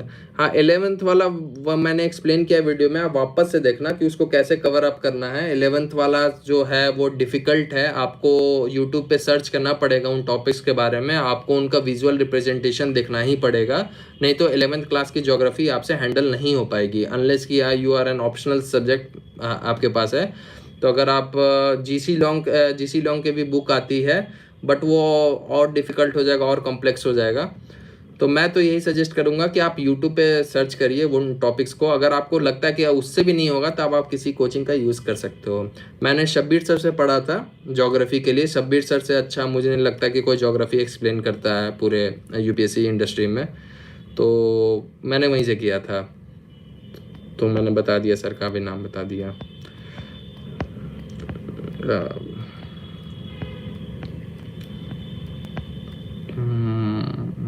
Elimination in prelims नहीं, एलिमिनेशन इन प्रीलिम्स वो चीज़ें पुरानी बात हो गई है। मैंने बोल दिया कि प्रीलिम्स का नेचर अब चेंज हो गया है। एलिमिनेशन होता है बट वो लॉजिक बेस्ड एलिमिनेशन होता है। अगर आपको कोई बोल रहा है कि ओनली एक्सट्रीम स्टेटमेंट्स, आजकल आप देखोगे तो यूपीएससी में ज़्यादा एक्सट्रीम स्टेटमेंट्स ही सही होते हैं, और तो वो अब वैसे एलिमिनेशन नहीं कर पाओगे आप कि ओनली है तो हटा दिया, एक्सक्लूसिवली है तो हटा दिया, मेनली है तो हटा दिया, वैसे नहीं चलेगा। अब आपको लॉजिक बेस्ड एलिमिनेशन टेक्निक समझना पड़ेगा। अगर लॉजिक काम कर रहा है तो ठीक है, नहीं कर रहा है तो फिर आप फैक्चुअल है, फिर वो आपको गेस वर्क ही करना पड़ेगा उसमें।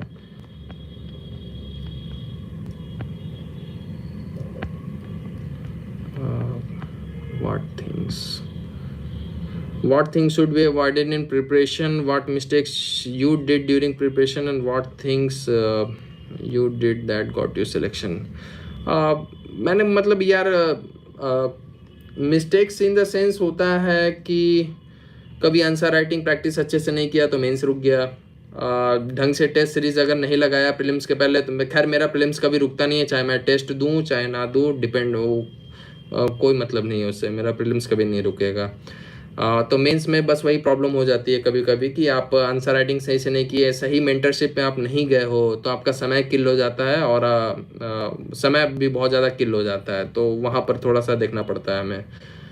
और इंटरव्यू एक डाइसी स्टेज होता है, मैं बोलूँगा बहुत ही लक बेस्ड गेम होता है वो, 50% लक बेस्ड गेम होता है कि आपसे क्या क्वेश्चंस पूछे जाएंगे, आप किस बोर्ड में जाते हो, तो बहुत सारी चीज़ें आपके हाथ में नहीं होती हैं। तो मैं ऐसा ये भी नहीं बोलूँगा कि मैंने क्या मिस्टेक्स की और मैंने क्या तुम अवॉइड कर सकते हो, जस्ट डू द बेसिक्स। जो एक तरीका होता है, अप्रोच होता है करने का एग्ज़ाम का, जो सारे टॉपर्स बताते हैं, जो हम लोग भी फॉलो किए, आप भी फॉलो करोगे, आप वो फॉलो करो, आप अपना ऑनेस्टी से मेहनत करो, तो उसके बाद अगर सिलेक्शन नहीं होता है तो आपके लिए कुछ और बेटर भी हो सकता है, ऐसा कुछ नहीं है। आप इसीलिए मैंने बोला कि आप साल भर में एक एग्ज़ाम देने से अच्छा कि आप 3-4 एग्ज़ाम्स दो। बीपीएससी है, एमपीपीसीएस है, तुम्हारा राजस्थान है, उत्तराखंड है, यूपीपीसीएस है, आप 2-3-4 एग्ज़ाम दो, ताकि अगर आपका कोई स्टेज रुक रहा है तो वो रुके ना, और आपके पास एक जॉब तो हाथ में आ ही जाना चाहिए एज ए बैकअप, अगर 3-4 अटेम्प्ट हो गए आपके पास तो। नो बैकग्राउंड इन, अरे नहीं, सबसे ज़्यादा इंजीनियरिंग के लोग ही क्वालिफाइड करते हैं, तो ऐसा कुछ नहीं है कि ह्यूमैनिटीज़ में बैकग्राउंड नहीं है, सबसे ज़्यादा तो इंजीनियरिंग वाले ही हैं। आप फॉरेस्ट में भी देखो, आईएफएस में भी मोस्टली इंजीनियर्स ही आजकल तो बन रहे हैं, क्योंकि you have that talent of covering up the syllabus in a very less period of time and reading very objectively. So हाँ, वही आपने लिख भी दिया क्या है, India standard book, but sir notes making प्रीकम सर, नोट्स मेकिंग ये सब हो जाएगा, नोट्स मेकिंग ये सब आप कर लोगे, बट अभी आप है कि बेसिक्स को अच्छे से कर लो, आप थोड़ा सा आंसर राइटिंग ये सब कर लो। नोट्स मेकिंग के लिए मार्केट में बहुत सारे अवेलेबल मटेरियल्स हैं, समय के साथ आपको मिल जाएगा।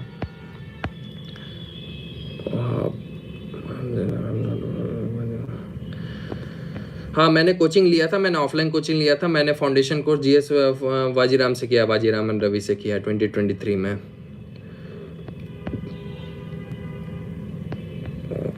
ठीक है, तो आई थिंक वही सारे क्वेश्चंस रिपीट हो रहे हैं अब तो शिविन सर फॉलो कर, हाँ शिविन सर को आप फॉलो कर सकते हो साइंस एंड टेक के लिए, अगर आप उनके कंटेंट को आप पचा सकते हो और डाइजेस्ट कर सकते हो तब तो बहुत अच्छा है। अगर आप थोड़ा नहीं कर सकते हो तो आप बेटर है कि कहीं और भी आप ट्राई कर सकते हो। शिविन सर का कंटेंट थोड़ा सा हेवी होता है, बट वो कॉम्प्रहेंसिव कवरेज होता है, उसके बाहर से आने की चांसेस थोड़े कम हो जाते हैं। तो अगर आपके पास समय है, 5-6 महीने का समय है, तो आप शिविन सर के पास बिल्कुल जाओ। मैं भी गया था, इकोनॉमी के लिए गया था मैं, और थोड़ा हेवी रहता है बट वो काफ़ी हेल्पफुल होता है। Who was your mentor? मेरा कोई मेंटर नहीं था। मैं फैमिली में मैं पहला हूँ, और मैंने भी यूपीएससी में भी मेरे फ्रेंड्स थे, फ्रेंड्स सर्किल थे। ऐसा कोई मेरे पास कोई मेंटर नहीं है जिसको मैं बता सकता हूँ कि ही वाज माई मेंटर। कोई ऐसा है नहीं अभी तो। मैं सजेस्ट नहीं कर सकता मेंटरशिप के लिए, क्योंकि मैंने कभी मेंटरशिप ली नहीं थी, मैंने खुद से ही तैयारी की है, और कोचिंग जो भी कोचिंग था वही था, कोई स्पेसिफिक मेंटर नहीं है कोई मेरा।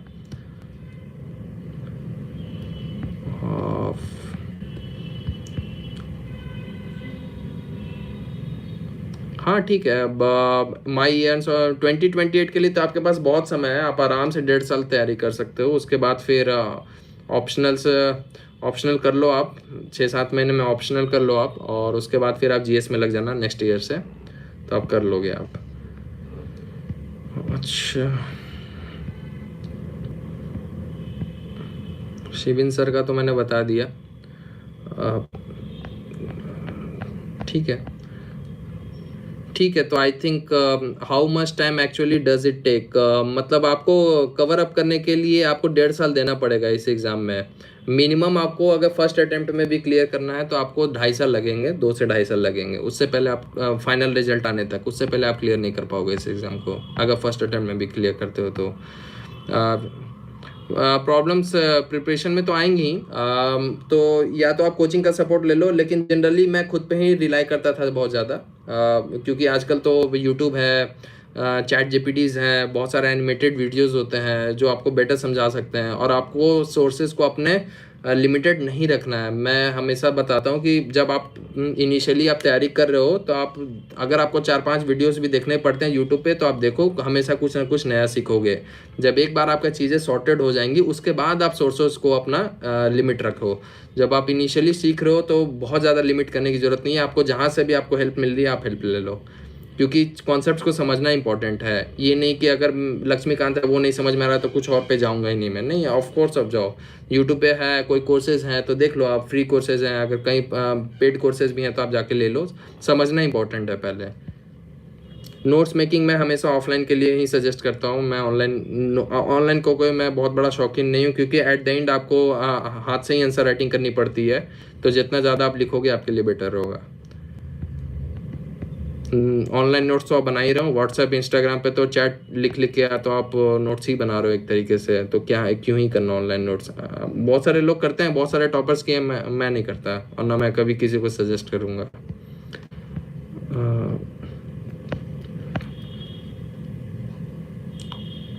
11th में न्यूज़पेपर अगर आप पढ़ना चाहते हो तो आपको थोड़ा सा फेयर आइडिया चाहिए तो वेंटेज जो आता था, अभी पलकी शर्मा तो नहीं है, कोई दूसरी आ रही हैं, तो एक वहाँ से भी आप कर सकते हो। थोड़ा सा आप टाइम्स ऑफ इंडिया भी आप देख सकते हो।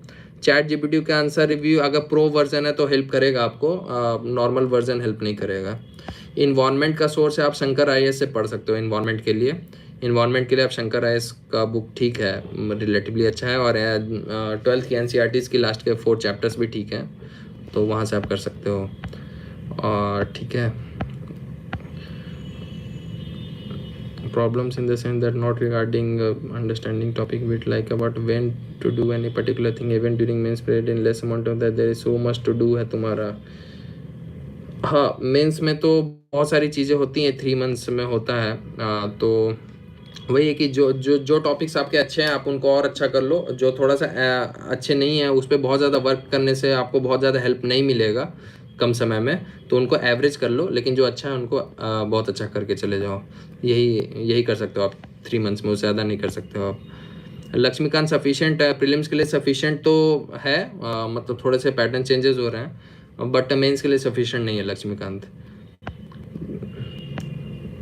Any class help on environment आप देख लो, आप सुदर्शन लोढ़ा सर का भी होता है, इन्वायरमेंट के क्लासेस होते हैं उनके भी, आई थिंक वो भी अच्छे से हैं, टारगेट यूपीएससी का।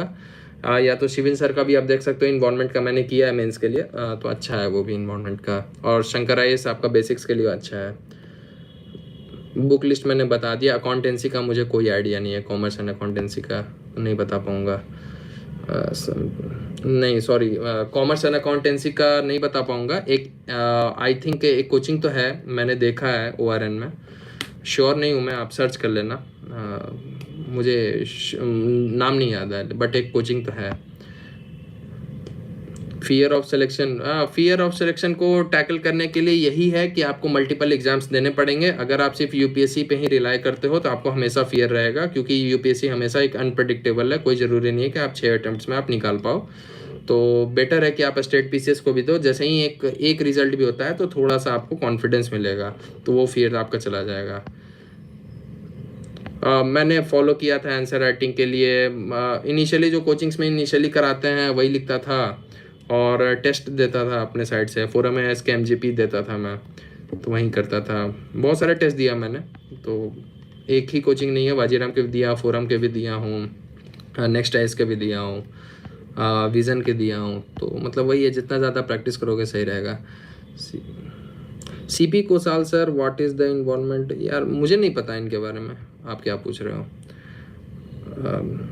हाँ, अगर आप न्यूज़पेपर से बोर हो रहे हो तो मतलब इनिशियली आप कोशिश करो कि 5-6 महीने आप न्यूज़पेपर कवर कर ही लो एट एनी कॉस्ट। जब आप बेसिक्स की तैयारी कर रहे हो तो नहीं भी समझ में आ रहा है तो कम से कम यार स्पोर्ट्स न्यूज़ ही देख लो, फ्रंट न्यूज़ देख लो, उतना ही देख लो। वो तो देख ही सकते हो आप, उसमें तो बोर नहीं होते हैं लोग स्पोर्ट्स न्यूज़ में। फ्रंट न्यूज़ में भी बोर नहीं होंगे, पॉलिटिकल न्यूज़ होते हैं। अगर एडिटोरियल्स ही पढ़ के आदमी बोर होता है तो एडिटोरियल से आप नहीं कर पा रहे हो तो मत करो आप। बट वो है कि इंग्लिश अच्छा करना चाहिए, क्योंकि आप ऐसे भी जो 6 महीने पहले पढ़ रहे हो आपको याद नहीं रहने वाला, अगर कोई मेजर न्यूज़ नहीं है तो वो ये मोर ऑफ ए सेंस है कि मतलब आपको चीज़ें अवेयर हैं। आपको फ्रंट पेज बहुत इंपॉर्टेंट होता है पेपर का, किसी भी पेपर का, तो उसको आप अच्छे से कर लो। History should be do. History के लिए यार मैं अभी भी बोलता हूँ कि वाजीराम के बेस्ट नोट्स हैं। मैंने उतने अच्छे नोट्स मैंने नहीं देखे हैं। मेडेवल के रोहन सर के थे, रोहन श्रीवास्तव के थे, और उसमें मैंने फिर बहुत सारे वैल्यू एडिशंस किए थे। और PD सर हैं जो वाजीराम के, मैंने उनसे अच्छा नोट्स तो नहीं देखा है भाई 4 साल में। और बाकी NCERT से बेटर सोर्स मैंने नहीं देखा है। न्यू NCERT से बहुत ही कॉम्प्रेंसिव है, बहुत ही अच्छा है एंशिएंट एंड मिडेवल के लिए। तो इसके अलावा मुझे नहीं लगता कि कहीं और जाने की ज़रूरत है। स्पेक्ट्रम से अच्छी बुक है नहीं। बिपिन चंद्रा भी मैंने पढ़ी है, बिपिन चंद्रा, बट प्रॉब्लम वही है कि बिपिन चंद्रा थोड़ा सा डिटेल्ड हो जाता है। क्वेश्चंस तो आजकल डिटेल्ड ही आए हैं, बट ठीक है, मतलब एक लिमिट के बाद आप ज़्यादा पढ़ नहीं पाओगे, तो आप जितना मतलब स्पेक्ट्रम कर लो वही काफ़ी है। हाँ, आप ऑनलाइन वीडियोस आप देख सकते हो इनिशियल ईयर्स में। मैं भी ट्राई करता था, बायजूस का उस समय आता था online videos, online daily coverage of the newspaper, but वो बंद हो गया, इसलिए मैंने बोला नहीं। आप कर सकते हो, अगर आपको लगता है कि ऑनलाइन वीडियो से आपको हेल्प हो रही है न्यूज़पेपर में तो आप ज़रूर करो। लेकिन बट वो है कि इंग्लिश जो लैंग्वेज आपको सुधारना है उसके लिए आप चाहे स्पोर्ट्स न्यूज़ पढ़ लो, चाहे फ्रंट न्यूज़ पढ़ लो, इतना तो बेसिक पढ़ लो इनिशियल ऑफ 5 to 6 मंथ्स में। उसके बाद न्यूज़पेपर आप छोड़ सकते हो, उसके बाद आप करना इंटरव्यू के टाइम पे।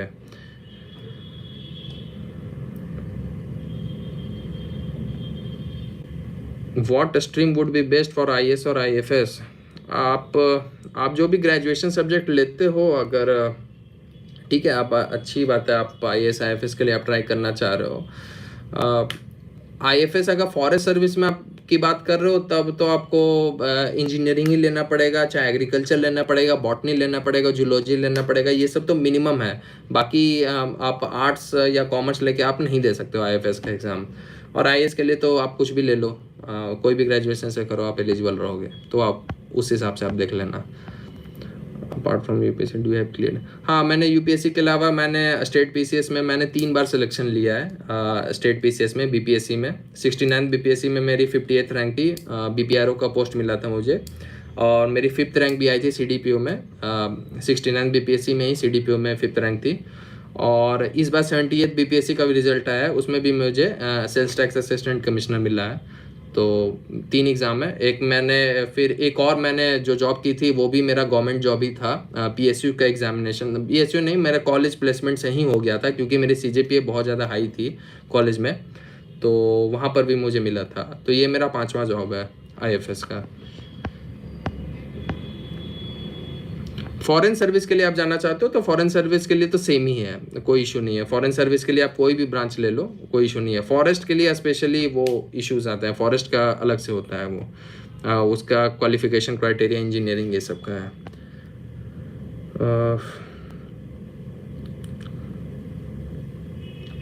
वो मार्क्स आपको कौन दे रहा है, वो 2.5 मार्क्स है इन 5 मार्क्स क्वेश्चन, वो मैटर नहीं करता है। वो यूपीएससी में 10 में 3 ही मार्क्स मिलते हैं एक्चुअल एग्ज़ाम में, तो वो सब के उसमें आप मत फॉल करो। आप अभी तो आप बहुत 11th में ही हो, आप बेसिक्स पे कवर करो। एक्चुअली जो मैं देख रहा हूँ चैट्स, वो लग रहा है कि आप चीज़ों पे जंप करना चाह रहे हो। नहीं, आपको बेसिक्स पे कवर करना ही पड़ेगा, नहीं तो आप फॉल्टर करोगे। जब एक्चुअल यूपीएससी एग्जाम आएगा तो आप बहुत अच्छे अच्छे लोगों से कम्पीट कर रहे होगे, आप स्टैंड नहीं कर पाओगे उनके सामने।